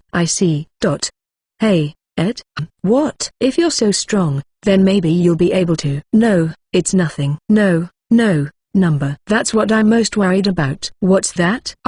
It's tough even for me to defeat a demon lord, you know. I'd been to over 100 different worlds, but I'd never faced a demon lord before. Well, it was only natural considering that I was kicked out of the party in the middle of every episode. T/N, episode meaning before they could reach Demon Lord he was kicked. The foundation of my strength was my banishment skills, and the power that God gave me. If they were blocked, I was just a piece of shit, so as long as I couldn't deny the possibility that the Demon Lord had such abilities. If I were to be too arrogant to believe that I could win, I would easily be caught unprepared. However, if it was the Demon Lord who was messing with Tia, I would have no objection to getting a little fired up and punch him in the face.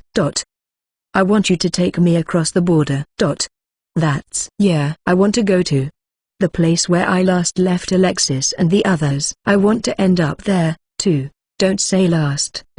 Foo. That's weird. Why do you look like you're about to cry? I don't know, either. I retorted to Tia, who laughed. Oh yeah, I didn't know anything. I didn't know, but I couldn't stop crying. So, what do you think? Of course, if you can't do it, you can turn it down, and even if you do, I can't offer much in the way of compensation.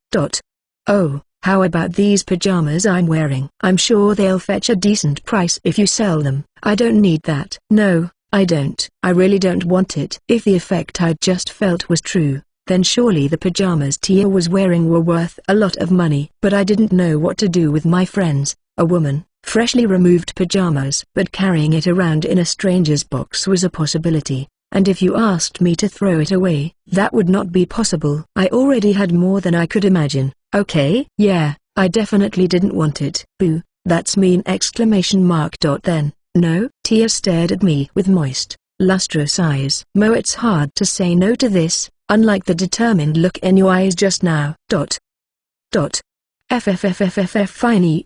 After a long hesitation and a long sigh, I finally broke down. I might not be able to extend your life, but I could make your wishes come true. So, the choice was already made from the beginning. But you have to absolutely listen to me, okay? Also, if I don't think you can do it, I'll turn around halfway through, Okay, yay. Thanks Ed, Tia said with a smile like a flower blooming. But she didn't stand up and jump on me anymore. I desperately tried to look away from this fact, picturing in my mind what I could need for the journey and comparing it to the contents of the stranger's box. Thus, the last journey of Tia and I began in a rush, not even waiting for the night to pass. Ch 11. Chapter 11. And so the journey ends, and the world closes quietly. Wow, that was easy. Thank you for that. I carried Tia on my back as I ran through a magical area infested with vicious magical beasts. Although it was crazy to move through the demonic area at night, the greatest threat to me now was not the magical beasts that I could deal with, but the flow of time that would not allow me to even stop. Ah, Ed, over there. Oh, elves had excellent night vision. Looking from Tia's point of view, who was strapped to my backpack, I could see countless eyes glittering between the dark trees, and I immediately changed course. That would be true. In a world full of magical beasts, there was no point in fighting every single one of them. If the path was blocked by force, I would take care of it, but if it was not, it was obvious that it would take less time and effort to avoid it. It was a strange feeling. The last time I came here, this place was a place to hide and breathe under crushing pressure at night. I never thought I'd be able to run through it with such confidence. Foo tilde. Well, that's where I've got you. I could not use their mirage shift, because it had not been a day yet. But to begin with, it only worked on me, so I could not use it with Tia on my back. Or rather, if I did, Tia would fall to the ground and stare at me with tears in her eyes as she rubbed her bottom. However, if I used their Hermes dash to move fast, I could leave most demonic beasts behind, and even if I moved erratically, I wouldn't lose track of my destination with the Akashic compass. Therefore, we were boldly running through the area infested with magical beasts. No, isn't it too damn far? I mean, isn't it too big? Of course it's big. If it was so easy to get through, the kingdom's army would have already invaded the Demon Lord's castle. That's true, but the demon territory was 10 times bigger than I thought it would be. Certainly, if we were to try to get through here normally, a large amount of supplies would be essential. Besides, if we were to get out of here, even the porters would have had a hard time. She probably traveled with Alexis and the others for a longer period of time than I did, gaining their trust and supporting each other as they made their way through this demonic realm. Even with that much experience, could people truly trust each other? I didn't have an answer to that question, as I had always been forced to abandon and be abandoned. Speaking of which, what happened to that porter that got away? I don't know. Maybe he got caught? I see. Yeah, I guess so. The king of Nordland, a great nation, knew the truth, so there was no way he could have missed the person who had abandoned his son. A hero. He was probably captured in secret, and it would be pointless to think about what happened to him after that. Oh, I think we are nearly there. The roots of the trees are starting to look different. Are you sure? I had no idea if it was the density of the trees or if it was the protrusion of the roots. I kept running, thinking that if Tia said it, then it must be true, and eventually, the growing sensation of the trees opened up so much that even I could see it. After more than 10 hours of running through the night, with several breaks in between, the trees finally disappeared from sight, and what we saw was a vast grassland. It should be right here. Tia, put me down here. Yeah. After I lowered her from my backpack, Tia stood straight on her feet and walked unsteadily through the meadow. She looked around to make sure, and eventually approached a nearby rock that was as high as her waist. Here. This is where Alexis gave me the transfer crystal. Then. Yeah. I'm back. Guys, I'm finally back. She sat down on the ground, her voice trembling as she slumped against the rock. Now, she had finally arrived at the place where she had been forced to leave her friends behind. Alexis, Gonzo. Do you know? Ed, the one we kicked out, is the one who brought me here. You know, Ed has become incredibly strong. Foo. As Tia leaned her back against a rock, she looked up at the sky. As I looked up, I saw a red light beginning to rise from the base of the twinkling stars. Hey, Ed, do you remember? Remember when we banished you? Of course I remember. I'll remember that. After all the accusations. At Tia's words, I chuckled and shrugged my shoulders. The reason why I was kicked out of the Brave Party was because I peeked at her while she was changing clothes. But, of course, I didn't do it on purpose. I was called by Tia to go to the tent, and the Tia was changing her clothes. Tia screamed out loud in panic, and forcefully complained to Alexis, "I can't be with someone who peeks at me while I was changing my clothes," and as a result, I was expelled from the heroes' party. At that time, I kept thinking. I thought that if the enemy got stronger and the fighting got harder, we wouldn't be able to protect you anymore. That's why I kicked you out. I deliberately let you peek at me and complained to Alexis. Because I knew that if I didn't, you would die. I see. Well, that's true. I was really weak at the time. In fact, in the latter half of the trip, I felt my life was in danger countless times, and I thought to myself that I was just lucky to have survived until I was banished. But it was a mistake. Ed is strong enough now that he doesn't need me to protect him. No, that's not. No, it's not. My strength was due to the banishment skills I received with each world I was banished from, and the time I was given to train for 100 years, while always remaining in a young body. There was no way that I could have continued my journey without being banished and still be on par with what I was now. Ed. What? Thank you. Thanks to you, we were all able to get together again. And I am sorry. I guess I have to leave you behind again, along with everyone else. I thank you for carrying me. My soul, so far. You were truly the best porter I've ever had.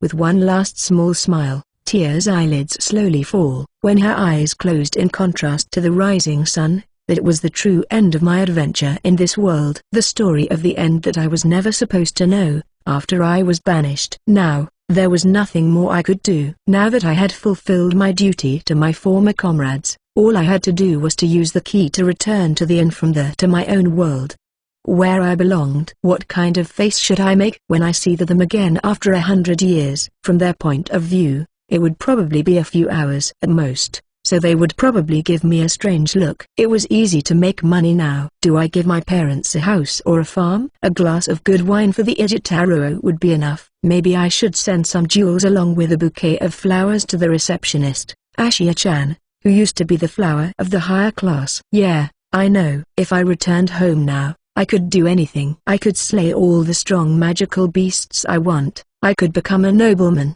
I could even start a country. Anything, anything.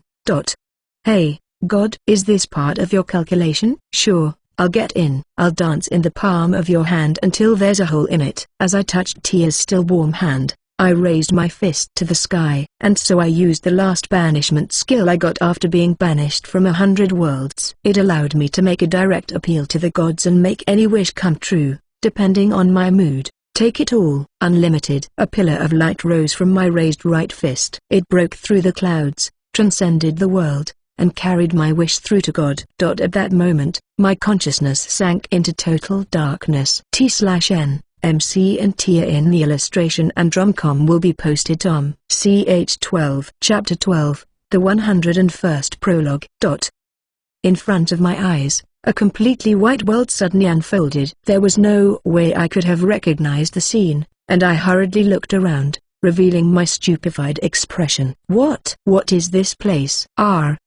When I looked to my right and left, all I saw was a blanket of white. I mean, even the top and bottom were white. If I couldn't see the sky, does that mean I was inside some kind of building? Am I trapped? Kidnapped? Why me? How? Wait. First, let's calm down and assess the situation. Just a moment ago, I was exterminating a clawed mole. The extermination of vermin from the fields was an important job for the miscellaneous mercenaries, and I stepped into the forest to smash the nest of the claw mole. Yosh, it turns out I don't know what the hell is going on here. In the countless forests I entered, there was no way there could be a facility like this, and I had no idea who could do something like this, or who would want to do something like this to me. If I had to guess, I'd say it's God's plan. I wanted to snicker and say, gee, I'm an idiot, but I doubt that would be the most appropriate thing to do. Are you looking at me? If so, I would be very grateful if you could give me some minimum guidelines on how to proceed here. The place was empty, but I tried to talk to him anyway, just in case he was watching me. Not that I don't resent the unreasonableness of the situation. I wouldn't want to have to fight with someone who could do this for the next 100 years or so. Thud. Oh, what is this? Suddenly, I heard a sound behind me. I turned around, trembling and shaking, to find a white table with a white book on it. What is this white background? Honestly, it was hard to see, or rather, it hurt my eyes a little. Well, I guess that means I should read it. I picked up the book and opened it. Fortunately, the words were properly written in black ink inside the white book. As I read through it, it seemed that I had been expelled from my original world. And to return to the original world, I need to travel to 100 different worlds, join the hero party of each world, and then be expelled. Yes, it was crazy to say the least. You're crazy to say the least. What the hell were you thinking? I was so astonished and dismayed that I could even express my thoughts in words. But Nanako. I'd call him God for convenience, who heard my question, but didn't say anything. But it seemed that he didn't respond to me in any way. A wall appeared in front of me, seeping out of the white landscape, and there was a door with a plate that said 001 on it. By the way, when I went behind the wall, there was no door, just a wall. Apparently, there was no back entrance. I don't know what's going on, but I guess I'll just have to go there. Well, before that, as I was about to put my hand on the knob of the door, I turned my attention to the crystal ball that had somehow appeared on the table. While I was reading, according to the book, if I touched this, I would get some kind of nice skill. Come on, you know I'm just a small-time mercenary, right? I don't have the ability to join any kind of hero party, so you're going to make up for it here, right? Oh? As I placed my hand on the crystal ball with anxiety, a mysterious heat flowed into me. At the same time, what entered my mind was about their flag maker ability and its effects.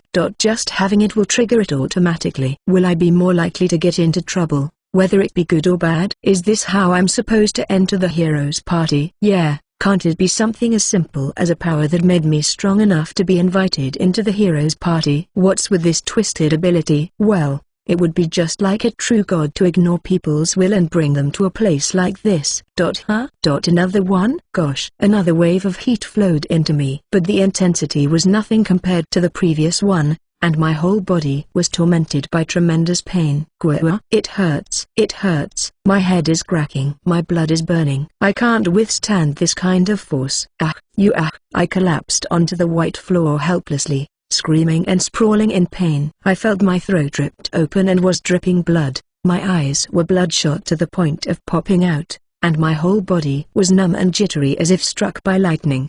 Pain like hell. The pain was unbearable, akin to the ultimate torture that could even make one confess how much hair the king had on his ass. Along with the searing pain, an unknown memory, which I'd never seen nor heard before, but unmistakably mine, flooded into my head. In a strange world, I was traveling with someone, and he kicked me out, and I came back here. Every time I repeated it, my head hurt like it was going to explode. At the same time, the power I didn't know I had grew. 3, 4, 10, 20 worlds I've visited kept on increasing, the pain increased, and my soul screamed. Over 50, over 70, the limits of my endurance had long since been exceeded, but I still continued to accept the surge of power.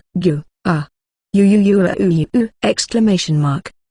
Why am I fighting so hard? Why am I clenching my teeth to the point of shattering, clenching my fists to the point my nails are digging into my flesh, and enduring this kind of power that is unworthy of me right now? I didn't know. I had no idea. I want to throw it away right now, but there.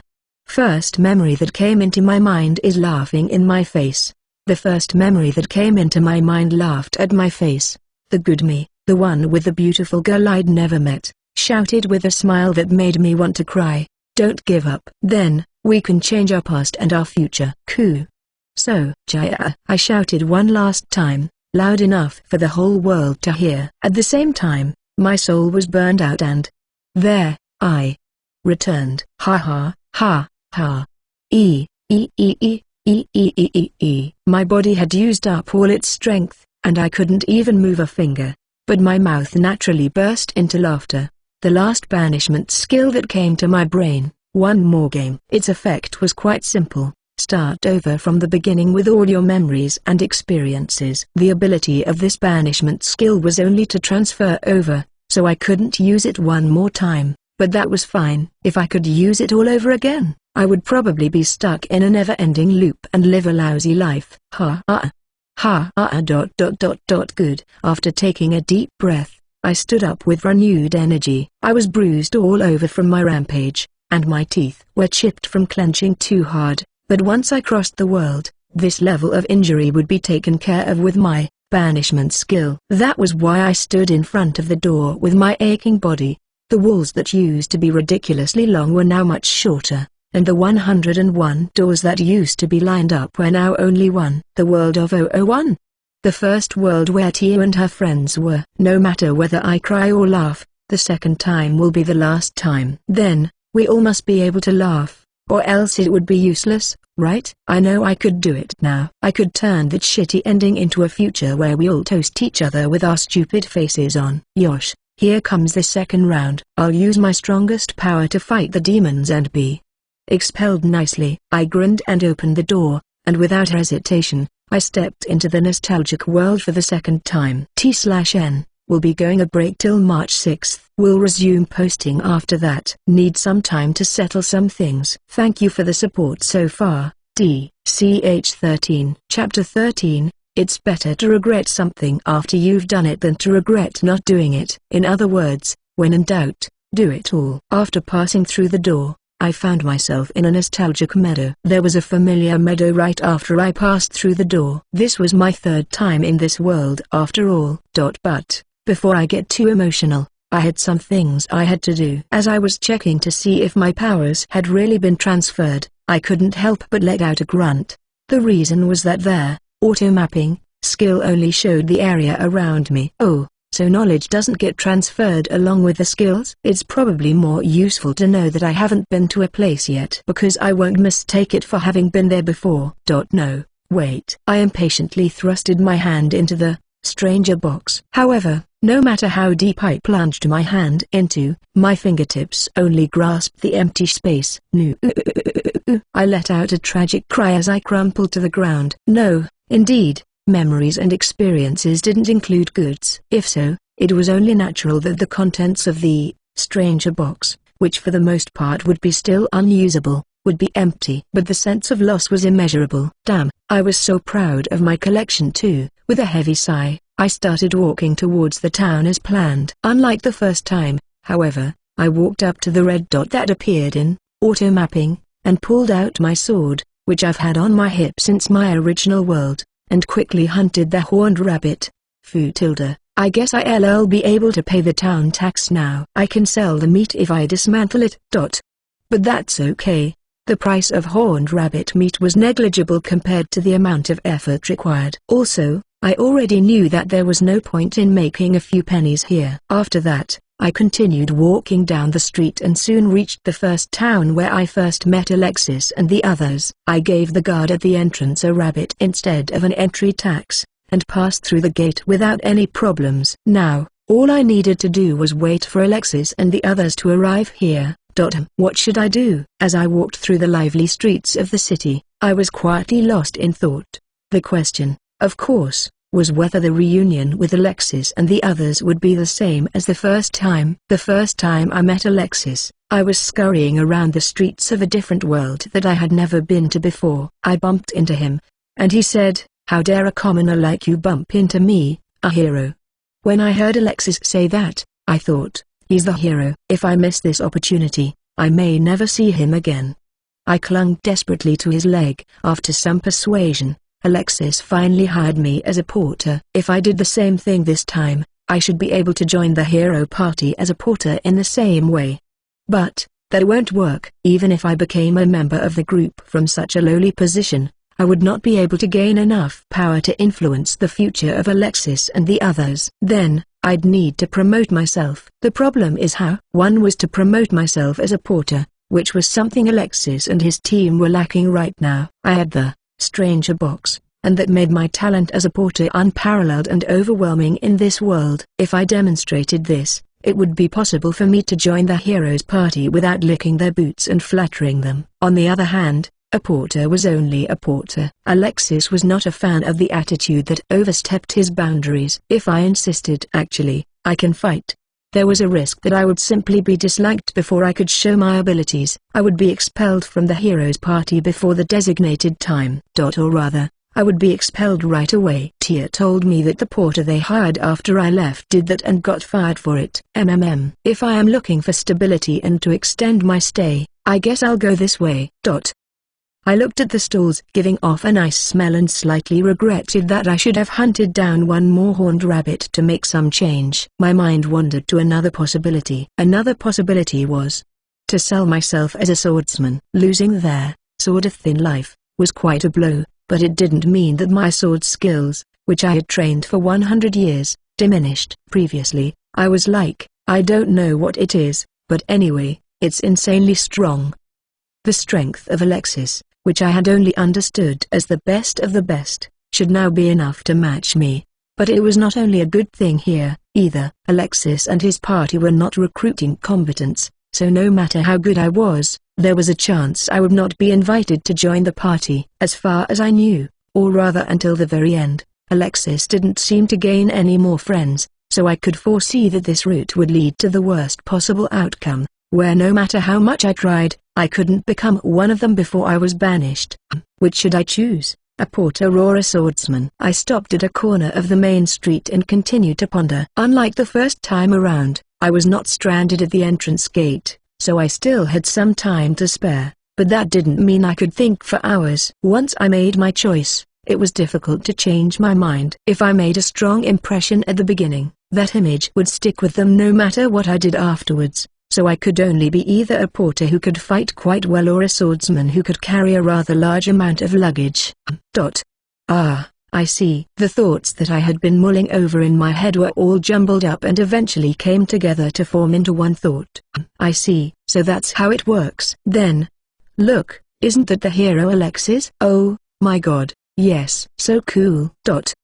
I never thought I'd be able to see the hero with my own eyes. Fu. Alexis ignored the shouts of praise from the commoners who passed by him with a relaxed expression. He understood that his reputation as a hero would be enhanced if he showed a resolute attitude and did not react to every single word he heard. Good grief, I'm just blessed with birth, looks, talent, ability, wisdom, and God's favor. Common people are exaggerating as usual. With a leisurely smile on his face, Alexis rambled on inwardly. He never doubted that he was a chosen one, and he took it all for granted. For Alexis, the prince of the great nation of Northland, who received the light of God's blessing on his body the moment he was born, it was as natural as breathing, so there was no need to be humble or demeaning. The people around him had no questions or complaints about his attitude. If an ordinary person did the same thing, they would be accused of being unprincipled. However, it was natural for Alexis, who was recognized by everyone as special, to desire special treatment. Therefore, if the special Alexis walked down the middle of the main street, even the large carriages would wait by the edge for Alexis to pass by. If Alexis wanted something, whatever it was, it would definitely be in his hands. He was truly a special being chosen by the world and by God. However, as if to block the way of Alexis, a single figure suddenly appeared in front of him. What? Who are you? Hello, my hero friend. I was wondering if you might be looking for someone to fill a position. Would you be interested in the best porter and strongest swordsman? What? In front of him, an ordinary, dull young man talked to the special Alexis in a casual way. Alexis raised an eyebrow at the man who didn't treat him as someone special. But the man, Ed, grinned and put his hand on the sword on his hip. T/N, little update. Break extended till March 10th. Something happened. Oh, ch 14. Chapter 14. Victory is not about winning, it's about achieving an objective. Hello, my hero friend. I was wondering if you might be looking for someone to fill a position. Would you be interested in the best porter and strongest swordsman? What? I grinned and Alexis gave me a skeptical look. He was a gentleman of 24 with soft blonde hair. Alongside his cool appearance, he also had a commanding presence. He was about 2 fingers taller than me. If we stood side by side, I bet Alexis would feel bigger than me.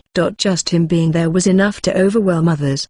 The very image of the hero. Yes, this feeling. I missed it. With that thought in mind, I slowly wrapped my hand around the hilt of the sword I wore on my waist. Yes, there was no need to hesitate. If I had 2 strengths, I should appeal to both of them. Just to warn you, though, I don't know what you think you're doing, but if you do pull your sword out, I won't show any mercy. Okay, of course. However, if you don't, you won't know how strong I am, will you? Ha, I get it. It's one of the roles of a hero to let a misunderstood man like you know the reality. There's no such thing as being too strong. In response to my provocation, Alexis sighed and pulled out his sword. His tone was more polite than the first time. We had bumped into each other unexpectedly, but I had traveled with him and I could tell this was a guy who was really pissed off. By the way, if I suddenly drew my sword in the street, the guards would come flying at me in a blink of an eye and take me down. The only exception to this was when the person I was facing was Alexis. The title of hero he carried had a myriad of privileges as well as obligations, one of which was the need to demonstrate one's strength by accepting challenges from any and all people at any time. This duty, in theory, existed to prevent those without power from using the title of brave to do as they please, but in fact, by giving everyone the opportunity to defeat the brave. By giving, it became a message from the countries that you can't legally sue and seize the strongest and bravest of the hero. So if that's what you think, you're on your own. Well, that was it. Then, as a thank you for accepting the match, I'll give you the first move, hero. The edge of Alexis' lips lifted at my words. Oh, he really is pissed off, huh? He has to be. If I did not get my abilities recognized in front of a crowd of people like this, I would not be able to join the hero's party as an equal. Oh, shit. Do you want to stop now? I barely blocked Alexis' sword with my own, as he closed in on me in an instant with no sound and no movement. Yes, barely. Because, oh man, this iron sword is even shabbier than I imagined. The iron sword I held in my hand was the one I used when I was an ordinary mercenary in my original world. It was reasonably priced and had reasonable performance. It was impossible for my iron sword to take Alexis' sword, a holy sword that apparently used to be stuck in a rock somewhere, head on. If I was unable to block a perfect strike by even a hair, my sword would break in an instant. What should I do? What's up? Will you come from this time? Yeah. Well, I'll go lightly then. This time, I slashed at Alexis, who couldn't possibly know my inner turmoil. However, my sword's stance was not one of killing the enemy, but one of being very careful not to break the sword. As I unleashed a barrage of wild strikes, Alexis defended with his holy sword. Nice speed, but as the saying goes, the blows are too light. You've got to be kidding me. No way. But you see, I can't let the hero get hurt, right? I mean, how could someone like you hurt me? You mean you really believe you can hurt me? Alexis got really pissed. This might be a bit of a bad idea. In terms of swords. Very well. If you have that much confidence in yourself, let me show you a part of the power of the hero. As soon as he said that, Alexis, who had taken a large distance from me, raised the holy sword above his head. Then, a light slowly appeared on the blade, and Alexis, who was holding it at a high level, swung the sword straight down on the spot. Take that, scraper. What? You idiot. If I dodge this, it'll hit the civilians behind me. I won't avoid it. Since his magical power made the slashes fly, that was, the essence of the technique was a physical attack. It could be easily nullified by using invisible. No, I see. In this form. What flew at me was a slash as round as a crescent moon. Therefore, I held my sword at a lower stance and swung it like I was scooping up. Then, the shining blade suddenly changed its trajectory upward and passed over my head, and was sucked into the blue sky. At the same time, my iron sword, which I loved in my original world, snapped with a high-pitched sound. It was quite a close call, but it managed to get the last job done. What were you thinking? What would have happened if I hadn't prevented? What a foolish thing to say. Do you think I don't think that much? That's right, kid. As Alexis brushed his blonde hair back, I heard another familiar voice from behind me. I hurriedly turned around and there stood a shirtless, muscular, middle-aged man with a huge body measuring 190 centimeters and a shining head. He must have been over 40 years old, but his body showed no signs of weakening. If it was a serious blow from the hero, I don't see how my muscles could be damaged by such a small attack. I've put up a barrier around the perimeter just in case the kid does something crazy. Old man Gonzo, no, their warrior monk Gonzo-sama. Oh, what? You know me too, kid? If you know me, you should put some muscle on your poor body right now. Faith is muscle. Yeah. No, I'll pass on that. I wonder what it was. It had been almost 100 years since I had seen him, and yet I didn't feel any discomfort at all in this exchange. I think the fact that it was the first heroes party I joined left a strong impression on me. Of course, there was also the intensity of the person himself. Matilda, what are you two doing?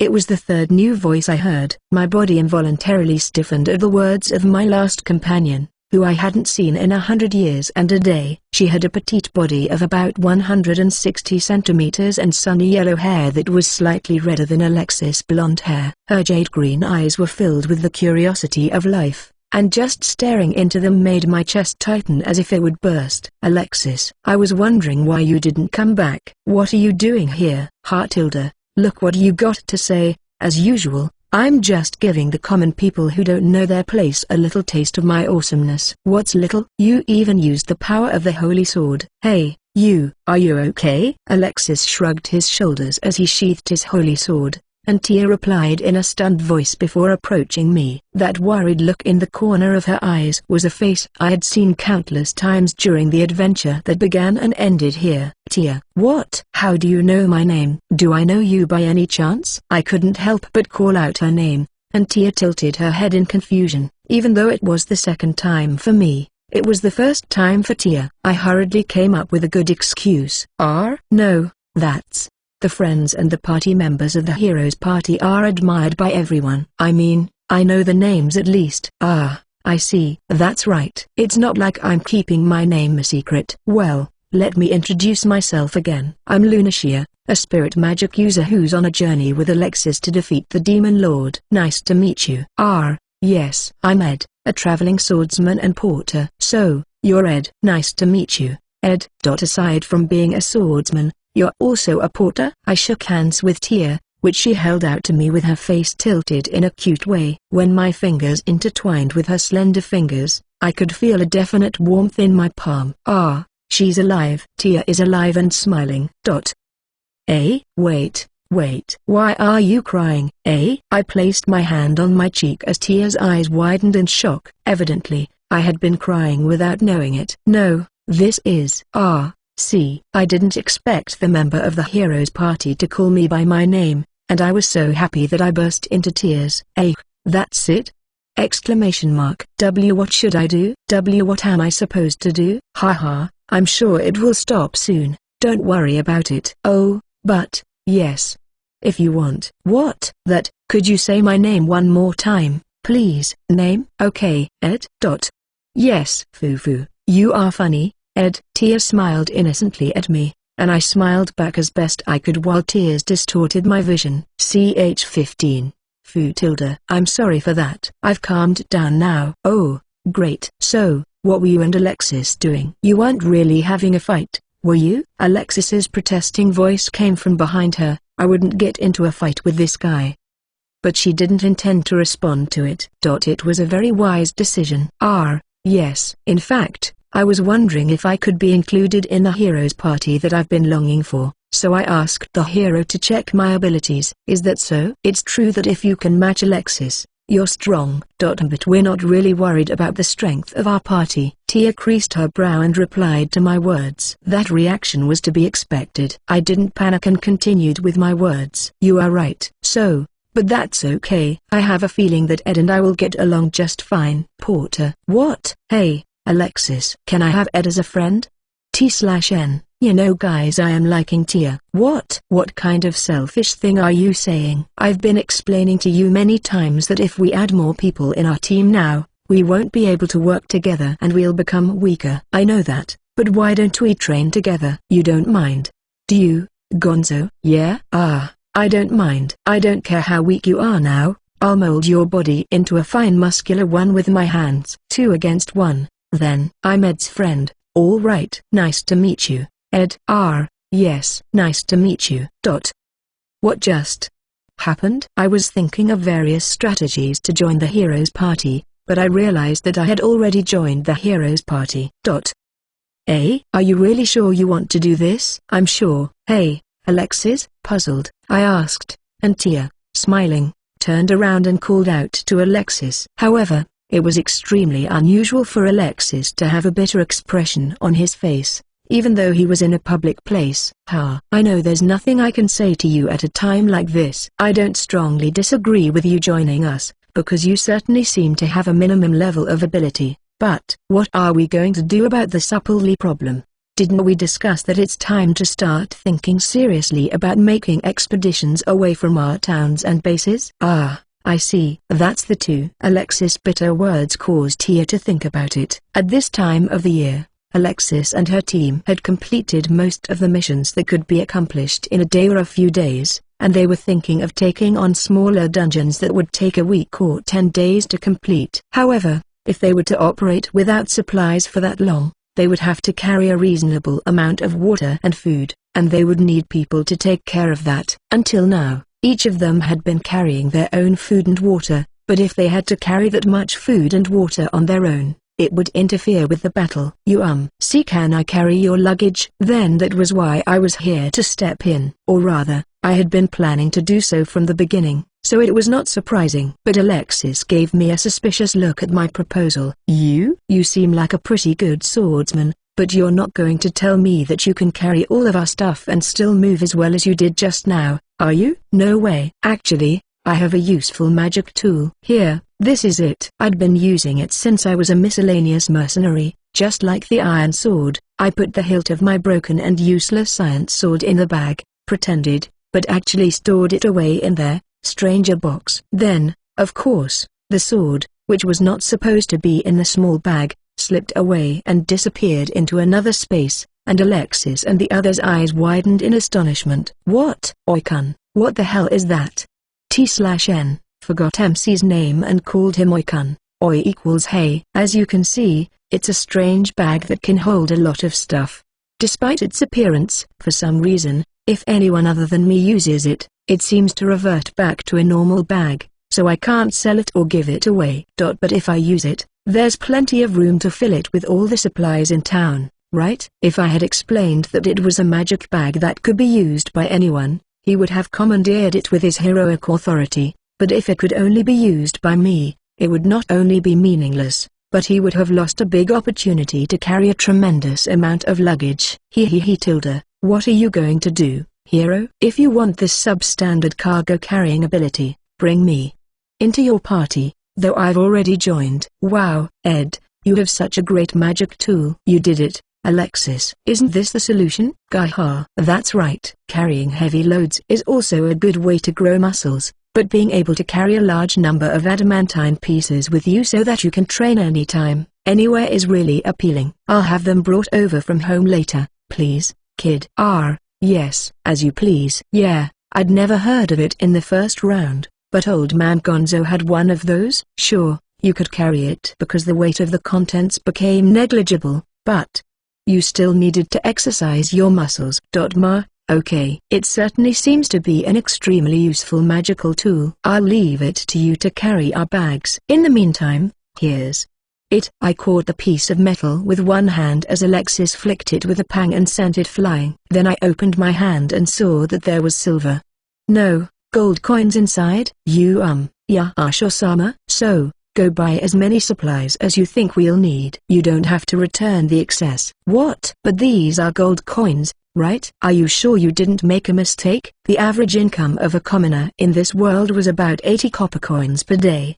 100 copper coins were equal to 1 silver coin, and 100 silver coins equal to 1 gold coin. When it was my first time around here, I only received 1 silver coin. Well, of course, you could not just suddenly hand over a large sum of money to someone you didn't know. So, I thought it would be the same this time. What is this? There is no mistake. But if you can carry as much as you want, it's more efficient to buy in bulk than to buy little by little, right? There's no such thing as the strongest swordsman in the world with me around, but if you're the best porter, show me what you're capable of. I understand. I will do my best to live up to your expectations. I politely bowed and responded to Alexis, who snorted. I see, so this was a test. How will I use this money, what will I buy, and how much will I buy? This was a test of my ability as a person who managed supplies, and not simply as a porter. Foo-foo. Okay, I accept your challenge. I haven't carried a pack for 100 years. I will make sure you are fully and completely prepared for your journey and make you squeal in comfort. Let's go, then. See you later, you two. Yes, in a very casual way, Tia excitedly pulled my arm. It seemed that shopping was with two people. Why? CH16. Big things shopping together with Ed. It was strange. How could this have happened? As Tia took my arm firmly and sang cheerfully, I tried to talk to her while hiding my inner confusion. Just now, the hero called for something. Was it okay? It's okay. I was just trying to be mean Ed anyway. Ed is one of us now, so you don't have to suffer through more hardships. T/N, mean as in tagging along forcefully. Tilde. Indeed, my usefulness was unquestionable as I showed off my skill with a sword and the storage capacity of the stranger box. But Alexis wasn't satisfied with that and tried to test me further. That plan had been destroyed in seconds by the cheerful elf here. I mean, what the hell was this? The fact that the achievement of seeing Alexis' barking face was achieved in an instant was okay, but the problem was Tia's attitude. Tia-san? Matilda. When I called her name, Tia, who should have been in a good mood, instantly puffed out her cheeks and pouted. What is it? Name. Why are you calling me like a stranger when you called me Tia earlier? You can just call me Tia like normal. And the way you talk. But we've only just met. As I said this, Tia's fingers squeezed my mouth. Who are you to talk about such things? Why don't you call my name? Ouch. This hurts like hell. I understand. Okay, Tia. Is that okay?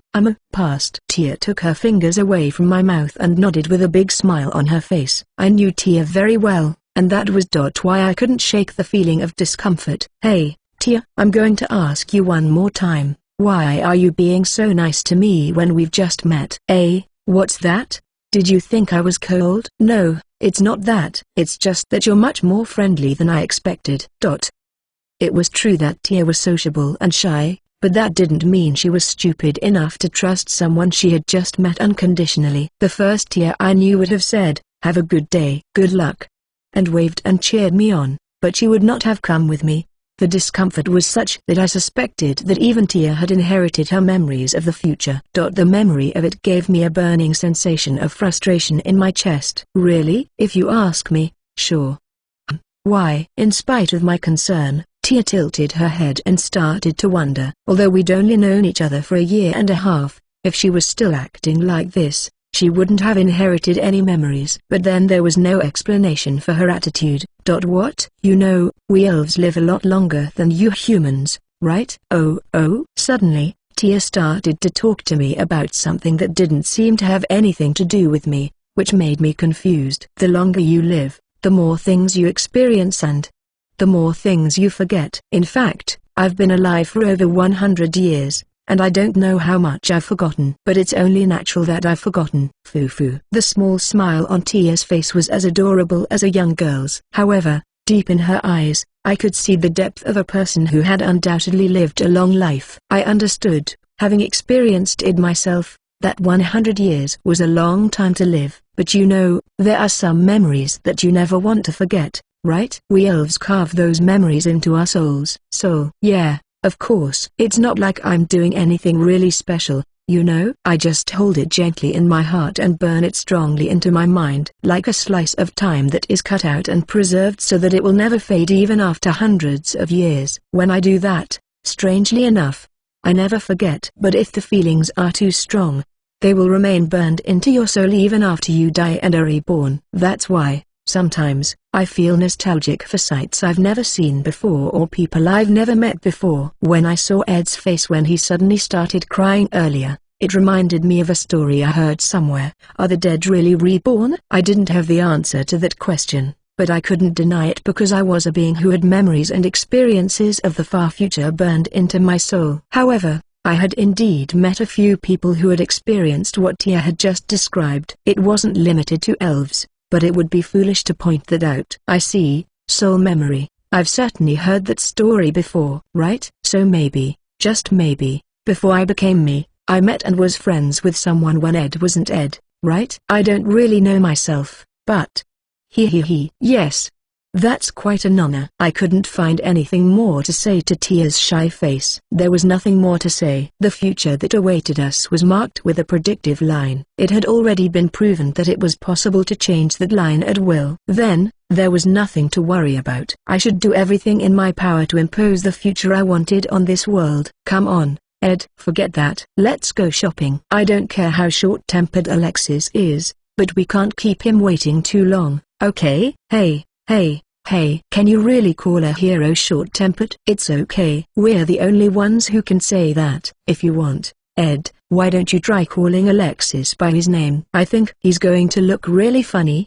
Don't you think? I think I'll refrain from doing that for a while longer. Tia's attitude could be mistaken, but we had only just met. Old man Gonzo probably won't mind, but I think Alexis would seriously frown. That would certainly be interesting, but I would rather not be disliked by the hero himself since I have only joined the party. Well, eventually, I'll get them to acknowledge me so I can call them by their names. I'm going to have to work hard on shopping for that. Right. So, what are you going to buy, Ed? Well, if you got a gold coin, I think you can buy most things.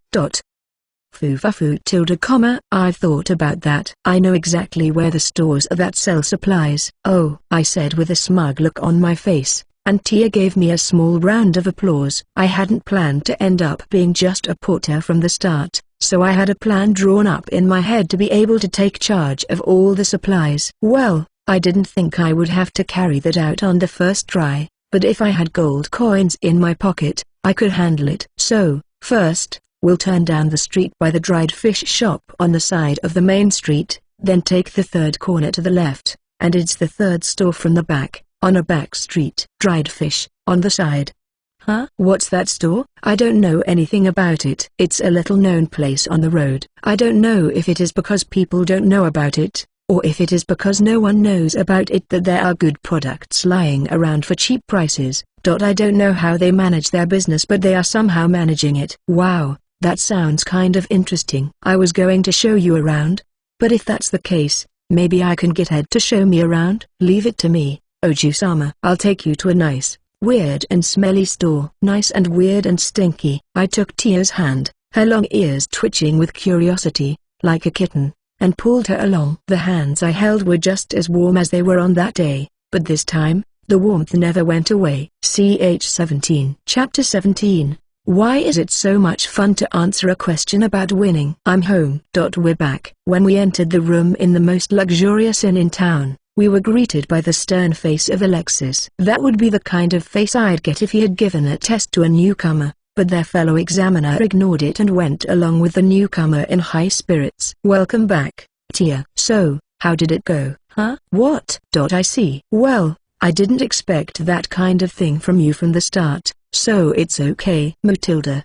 Look, Ed, Alexis is acting so mean right now as soon as I'm back. See? Ha ha, ha ha. Alexis shook his head in annoyance, and Tia puffed out her cheeks as much as she could and looked at me. However, the best I could do was to give her a bitter smile. So, let me check your work. Shall I? Okay. Should I put it here? Yes. Of course, as long as you haven't bought anything that could get ruined. Alexis grinned at me, but I didn't really pay attention to him as I reached my hand into my bag and took out the items I had purchased from the stranger box that I had secretly activated. The first thing we need is food. According to Tia, we won't be leaving town anytime soon, so we've only purchased preserved food this time. We have enough food that lasts for 3 months, and another batch of food that would last us a year. A pile of food accumulated on the fluffy carpet. For 4 people, including me, this was a considerable amount of food. Well packed. I did my research carefully. It was a bit expensive, but I bought it from a big store I trust. Cheap was not always good. The only people who would buy food, something that was directly related to life, at a stall for a pile of money would be naive monks or people with strong stomachs who wouldn't die even if they ate rocks. Not that I didn't have that kind of banishment skill, but I was not going to use it because I'd seriously cry if I was the only one chomping on a rock while everyone else was eating normally. So, next is this. Avoiding the pile of food, I took out a large magic tool, this time, with a thud. It was a large, chunky, waist-high device that was not intended to be carried, of course. Let's not dwell on the fact that it's obviously huge. and bigger than the mouth of the bag. But what is this? It looks like some kind of magic tool. Foo-fa-foo, this is a magic tool that produces water. Water? I said with a smug look on my face, but Alexis blatantly frowned at me. What do you mean? Tia provides the water for our party, so we don't need it, right? Didn't Tia tell you? No, I did. I said so many times, but Ed insisted on buying it. It cost us 50 pieces of silver. Why did you buy it then? Of course. First of all, since you probably don't know this, let me explain. 50 silver coins for this magic tool, even though it is used, is unbelievable. If you buy a new one, it usually costs 10 times as much. What? It's that expensive? That's right. As long as you have enough mana, you can produce water infinitely. I hate to say it, but even Tia, who works the same way as this tool, realizes how useful her powers are, don't you? That's... well... yeah, water is heavy. Yes, the water was heavy. In spite of this, people needed a lot of water to survive, and that was why before these things became popular, large-scale human living areas were limited to the waterside. But if it's the same as Tia's magic, then we don't need it, do we? You're not going to tell me that you bought to resell it and make up the difference, are you? No, it's not. It is true that this thing also consumes magic power, but there is no problem if you put the required amount into a magic stone beforehand. This means that by imbuing the magic stone with mana while we are in a safe place, we can reduce the consumption of mana when we are in a dangerous place. In addition, if Tia-san were to get injured or if the party were to be split up for any reason, we could secure a certain amount of water in any location with this. I think it's quite fortuitous that I was able to get this for only 50 pieces of silver if we plan to be away from the city for a long time. I see. You certainly have a point. Alexis nodded after hearing my explanation, and I inwardly made a victory pose. Although it was hard to tell from the outside, his expression meant that I got a very high evaluation. Well, this was a serious bargain. When I found this in that shady store where I happened to get lost the first time around, I bit my teeth at the thought of having only one silver coin in my hand. Even then, I'd come back here and tell Alexis that was definitely a useful tool. But at the time, he was like, why do we need it when we have Tia?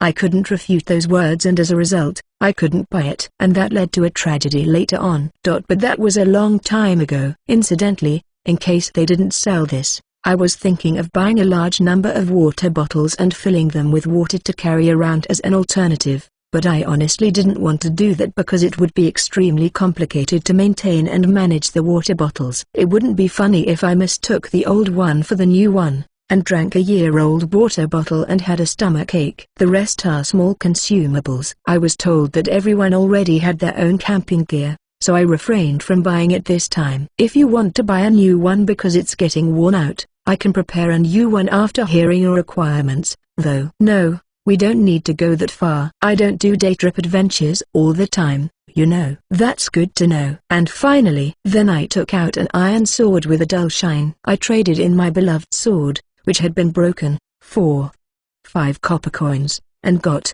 a new partner. Oh, you bought a sword as well? That's right. It would be foolish to leave a warrior of my caliber idle. Even though I just joined today, I was already a member of the heroes party. Then, my strength was the party's strength, and the expenditures for the weapons I needed to fight should come out of the party's funds. If I hadn't procured a weapon out of unnecessary modesty, saying, I can't buy my own weapon with the money I've been given, Alexis would probably have cursed me for it. But from the looks of it, it's not a very good quality sword. I honestly thought you were going to pour most of the money I gave you into buying your sword.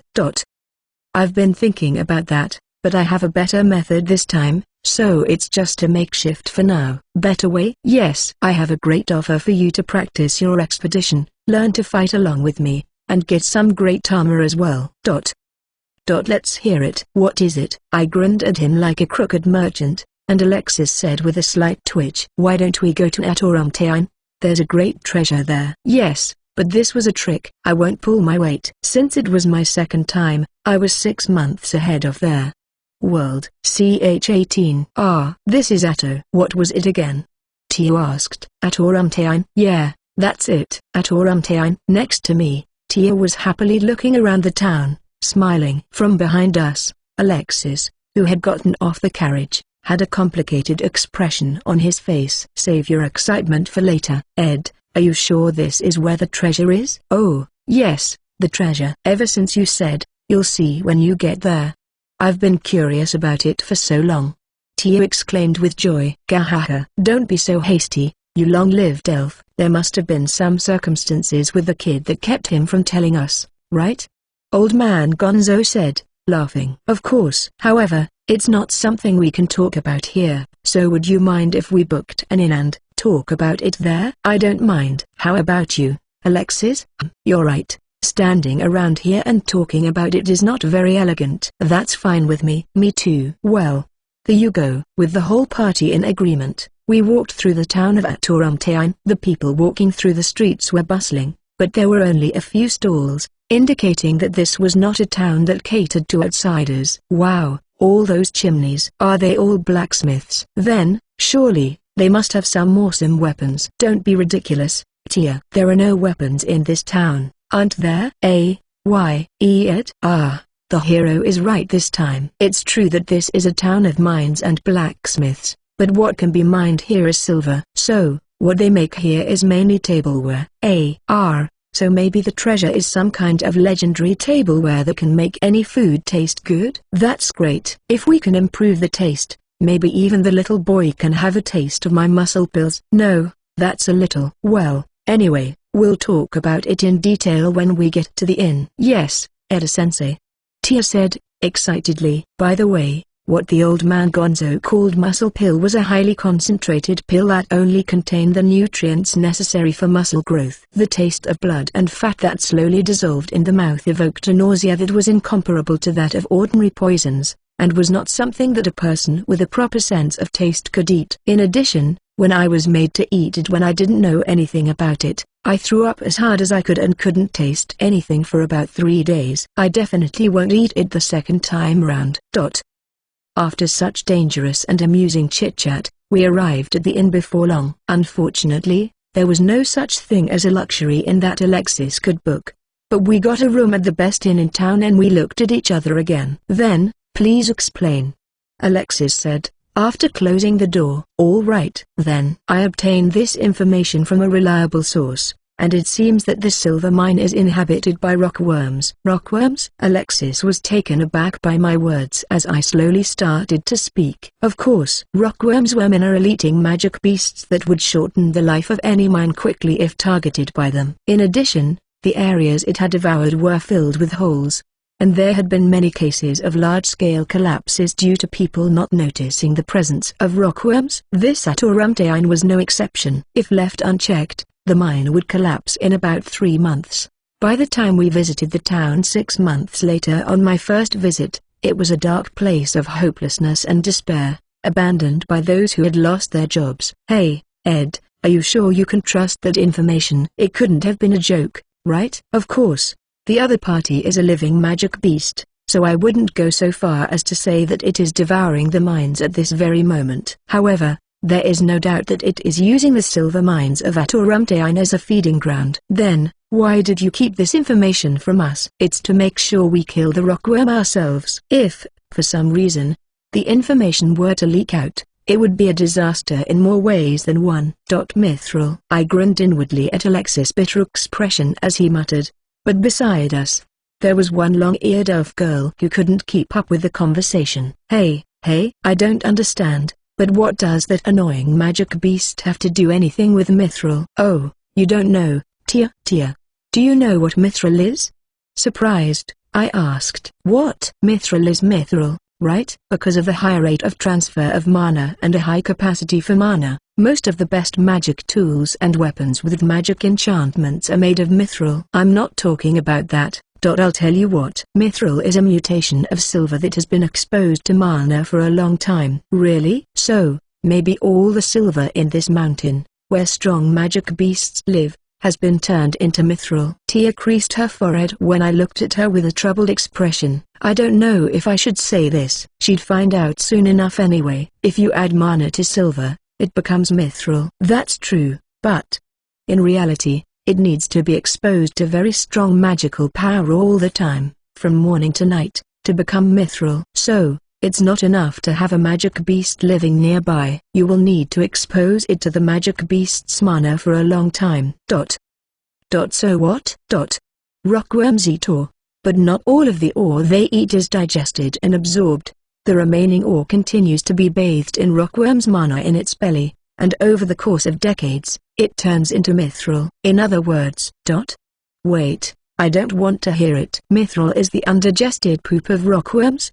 T/N. Ulmao didn't expect this. No, I don't want to hear it. The reality was so cruel that Tia squeezed her long ears shut with her hands and shook her head in disgust. Well, yeah, if you hadn't heard about it before, it was a natural reaction. For the record, we didn't see it the first time. We asked the people of this town to dismantle the corpses in order to give work to those who lost their jobs. Later, we were given a lump of mithril, but all we were told at the time was that it came from this mine. How? I didn't know mithril was such a thing.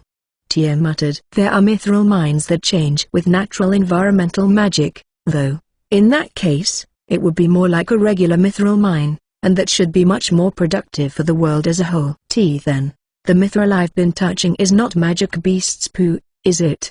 Maybe. Realistically, the majority of mithril products on the market should be made from mithril mined and processed. If it was a normal commercially available product, it would definitely be that one. But that's exactly the kind of treasure we're after this time, you know?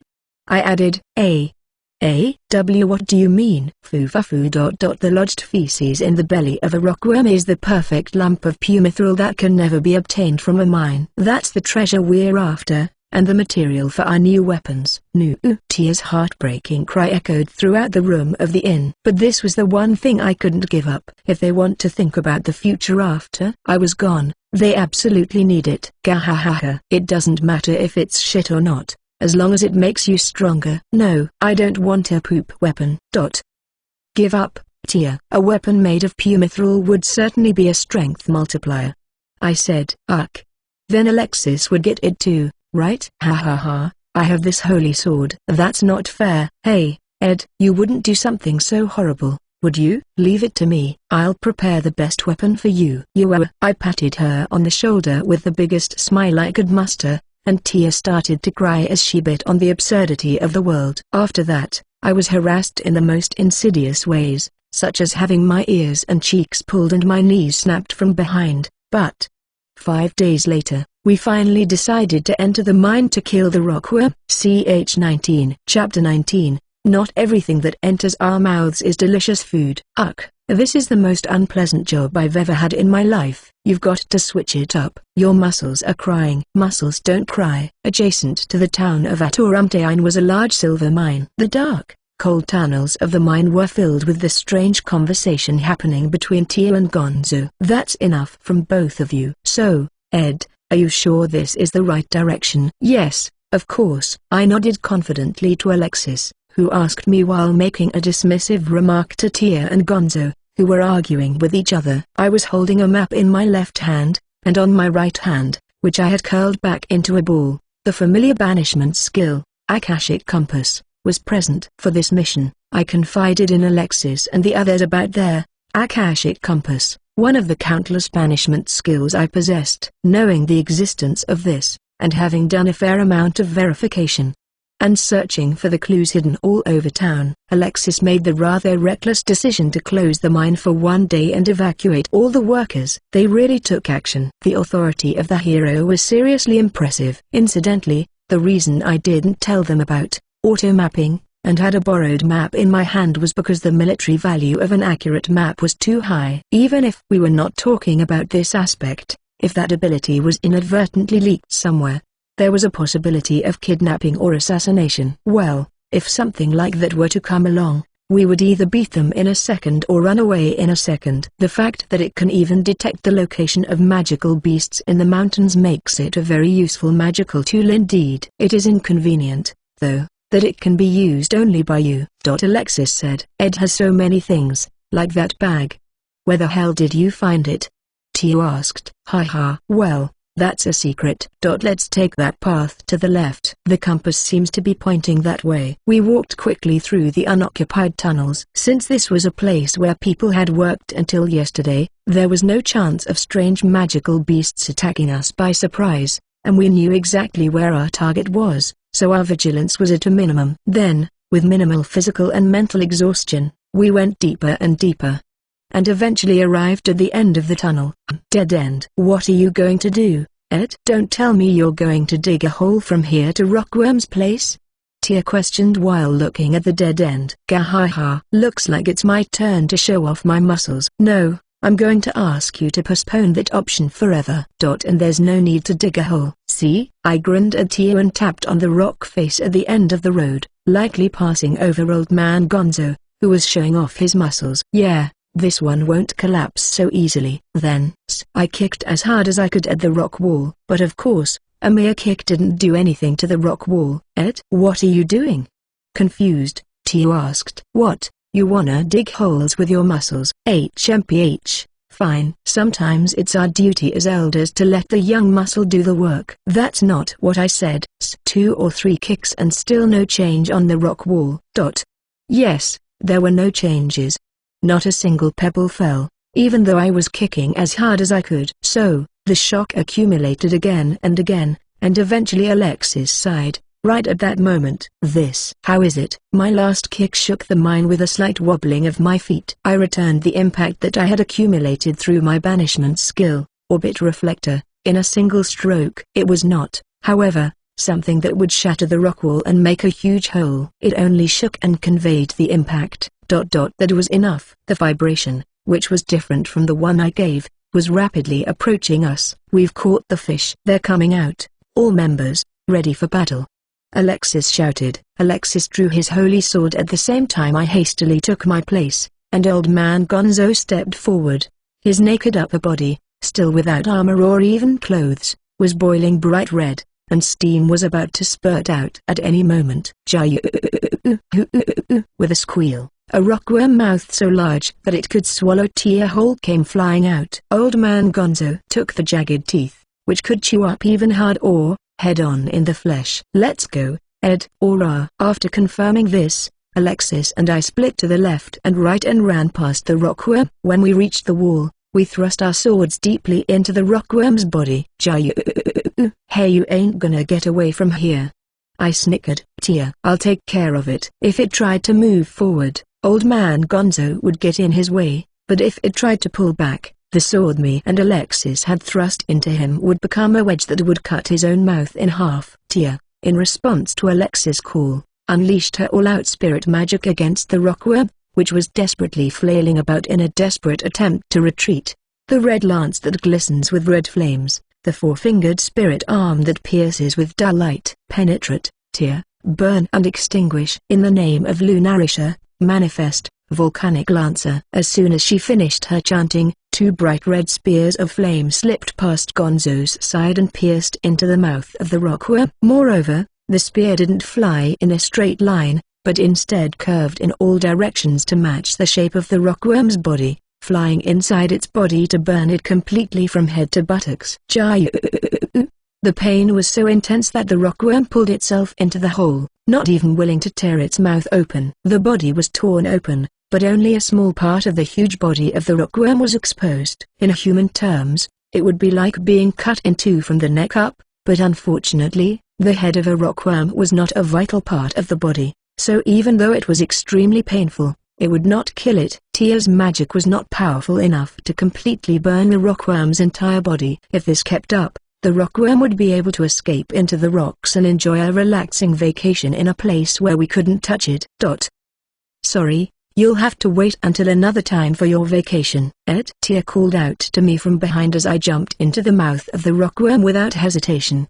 I ignored it and activated the Hermes dash. Taking advantage of the fact that everything around it was soft flesh, I forced my way through the body of the rockworm, and when I reached the middle of the body, I found a part of the wall of flesh that was raised. I stand by my earlier statement. You can rest forever. Blood sword refinement. With a knife at my waist, I slit my right wrist and thrust the blood that flowed out that turned into a blade into the area of the varicose vein. Then, the whole area vibrated.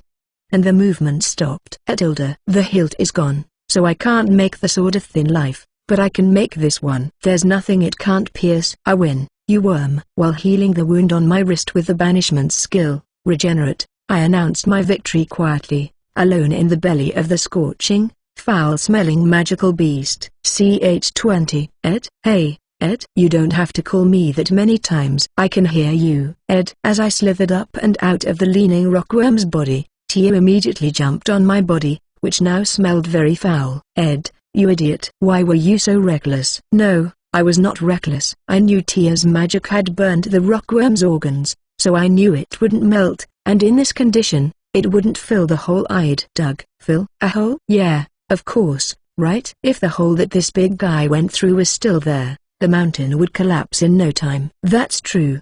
But how? Rockworms only eat ore, right? But ore exists with soil. In other words, the soil exhausts. I understand. That's enough, I explained to her as she requested, but for some reason, Tia gently turned her head away and distanced herself from me. Ugh, how unreasonable. And how did it go? Alexis asked. Foo Tilda, that's of course. This way. Alexis looked at me with a dumbfounded look on his face, but I smiled broadly and pulled out a shiny silver metal lump from their stranger box, in my bag. Wow, it's beautiful. But this thing. Tia exclaimed. For such a huge magical beast, it's only this big? Old man Gonzo muttered. No, it's enough. I've never seen a pumithril ingot before. I placed a huge lump of pumithril on the ground. It probably weighed about 50 kilos in my hand. To put it simply, it was a big catch. Alexis said he's never seen this kind before, so how much is it worth?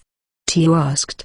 It's unprocessed material, so this alone won't fetch that higher price, but it's not something that money can buy. If you're rich enough to have a blacksmith's connections who can handle this, you could buy an entire castle, you know. What? That much? Tia, surprised to hear the price, made a funny sound and poked the mithril lump with her finger while muttering, even though it's that thing.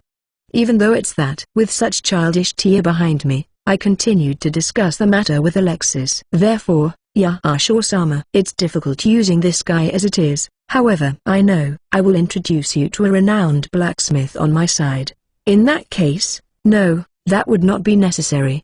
But would it be possible to rent a workshop somewhere for a week or so? Does that mean you also have a connection? I won't say that. How should I say it? Actually, besides being a porter and swordsman, I have a little bit of confidence in my blacksmithing skills. Cheats. Here we go. Don't forget your 100 years of experience, okay? Ho, this guy's good. Alexis looked at me with an indescribable expression on his face, and through his connections, I was able to rent a small workshop in Aturumtein. I tried to give Alexis some of the pure mithril lump as a thank you for his help, but he said, you found the magical beast in the first place, and now you want me to take the credit for it? I was told while ruffling my hair, so the whole thing was still in my stranger box. The furnace is well taken care of and the tools are all there. This isn't a spare or anything. It's a place someone uses on a daily basis, right? Was it really safe to borrow it? Yes, no problem. We have received sufficient compensation from our heroes, and, above all, that rockworm. If that thing had not been exterminated, this town would have suffered an irreversible catastrophe. When I think of how grateful I am for that, this is nothing. The person who was unlocking the workshop and giving me a tour said so with a smile as I checked the rooms. Well, while Alexis was a man who didn't hesitate to use his power, he was also a man who didn't wield power except when necessary, so I doubt that Alexis forced him into renting it. Also, considering that the owner could brag about how well he was paid or how he lent his workshop to a hero, it was even possible that it was more of a me competition. Then, if there is anything missing, please contact the government office. If it is general consumables, you may buy them on the tab. I will pay you later. No, I can't ask you to go that far. Thank you very much. Now, I will use it with great care. With that, I bowed my head and the person who guided me left the workshop, leaving the key behind. Then, I was the only one left in the workshop, not alone. So, What are you going to do now? What I'm going to do is, I'm going to process this guy. Are you sure you want to look? Tia stared at me with sparkling eyes as I began to prepare for the forge. I can't speak for you, but this isn't something I enjoy watching, okay? That's not for you to decide, is it? I decide if it's fun or not. So don't worry about it, Ed. Well, that's okay. It can get really hot, just in case, so don't push yourself too hard, okay? Also, while I'm concentrating, I won't respond to your calls, so you can lock the door then and leave at random. What will Ed do if I lock the door? I'll take care of that. It was not like it was a treasure room in the castle, so a key to a workshop like this was nothing. Of course, if I were seen doing something I would be considered a trespasser. However, this time, it was well known that I would be renting this place, so I would not be reported for making a little mess at the entrance of this workshop. Whatever. Hey, Ed can really do anything. I can't do everything. There are plenty of things I can't do. My hands always fail me. Tia's smile suddenly overlapped with the last smile I saw her give that day. I don't know if there was any point in worrying about a future that had not yet come and would not be reached again. But that bitter memory will never leave me. Ed? It's nothing. Well, then, let's do it. Shaking my head, I fired up the furnace and took a lump of pure mithril out of the stranger box. Mithril did not require very high temperatures to melt, but temperature control was extremely important to maximize the properties of mithril. If it's too hot, it will vaporize unnecessarily, and if it's too cold, it will melt unevenly. If we had a magic furnace, it would be easy. The magic furnace, a treasured item desired by blacksmiths all over the world, was capable of adjusting heat with magic power. However, this technology did not exist in this world. I suppose it would be possible to make one using my banishment skills, but since I didn't remember every detail of the blueprints of the magic furnace, it would be virtually impossible. Therefore, I carefully placed the coal in the furnace. Master Smith was effective in controlling the temperature of the furnace, but if I relied on my skills, I wouldn't be able to make a really good product. T/N Master Smith equals a skilled artisan who can learn by watching and imitating. Okay, that's good. When the time was right, I poured the mithril lumps I had obtained into the furnace. Soon after, molten mithril was dripping from the mouth of the furnace and I slowly hammered away at it. Build the future. Change the end. I will build the weapon that will open up our destiny, so that I will never have to lose my friends again, with my own hands. Deviating from our destiny. I put my soul into each and every stroke. No matter how skilled I may be with my banishment skills, it was not an easy task. However, I had not the slightest intention of cutting corners. Thinking of Tia's face that day, my hand never trembled even if I had to strike 10,000 times. The best, the strongest. I just kept on hammering the mithril,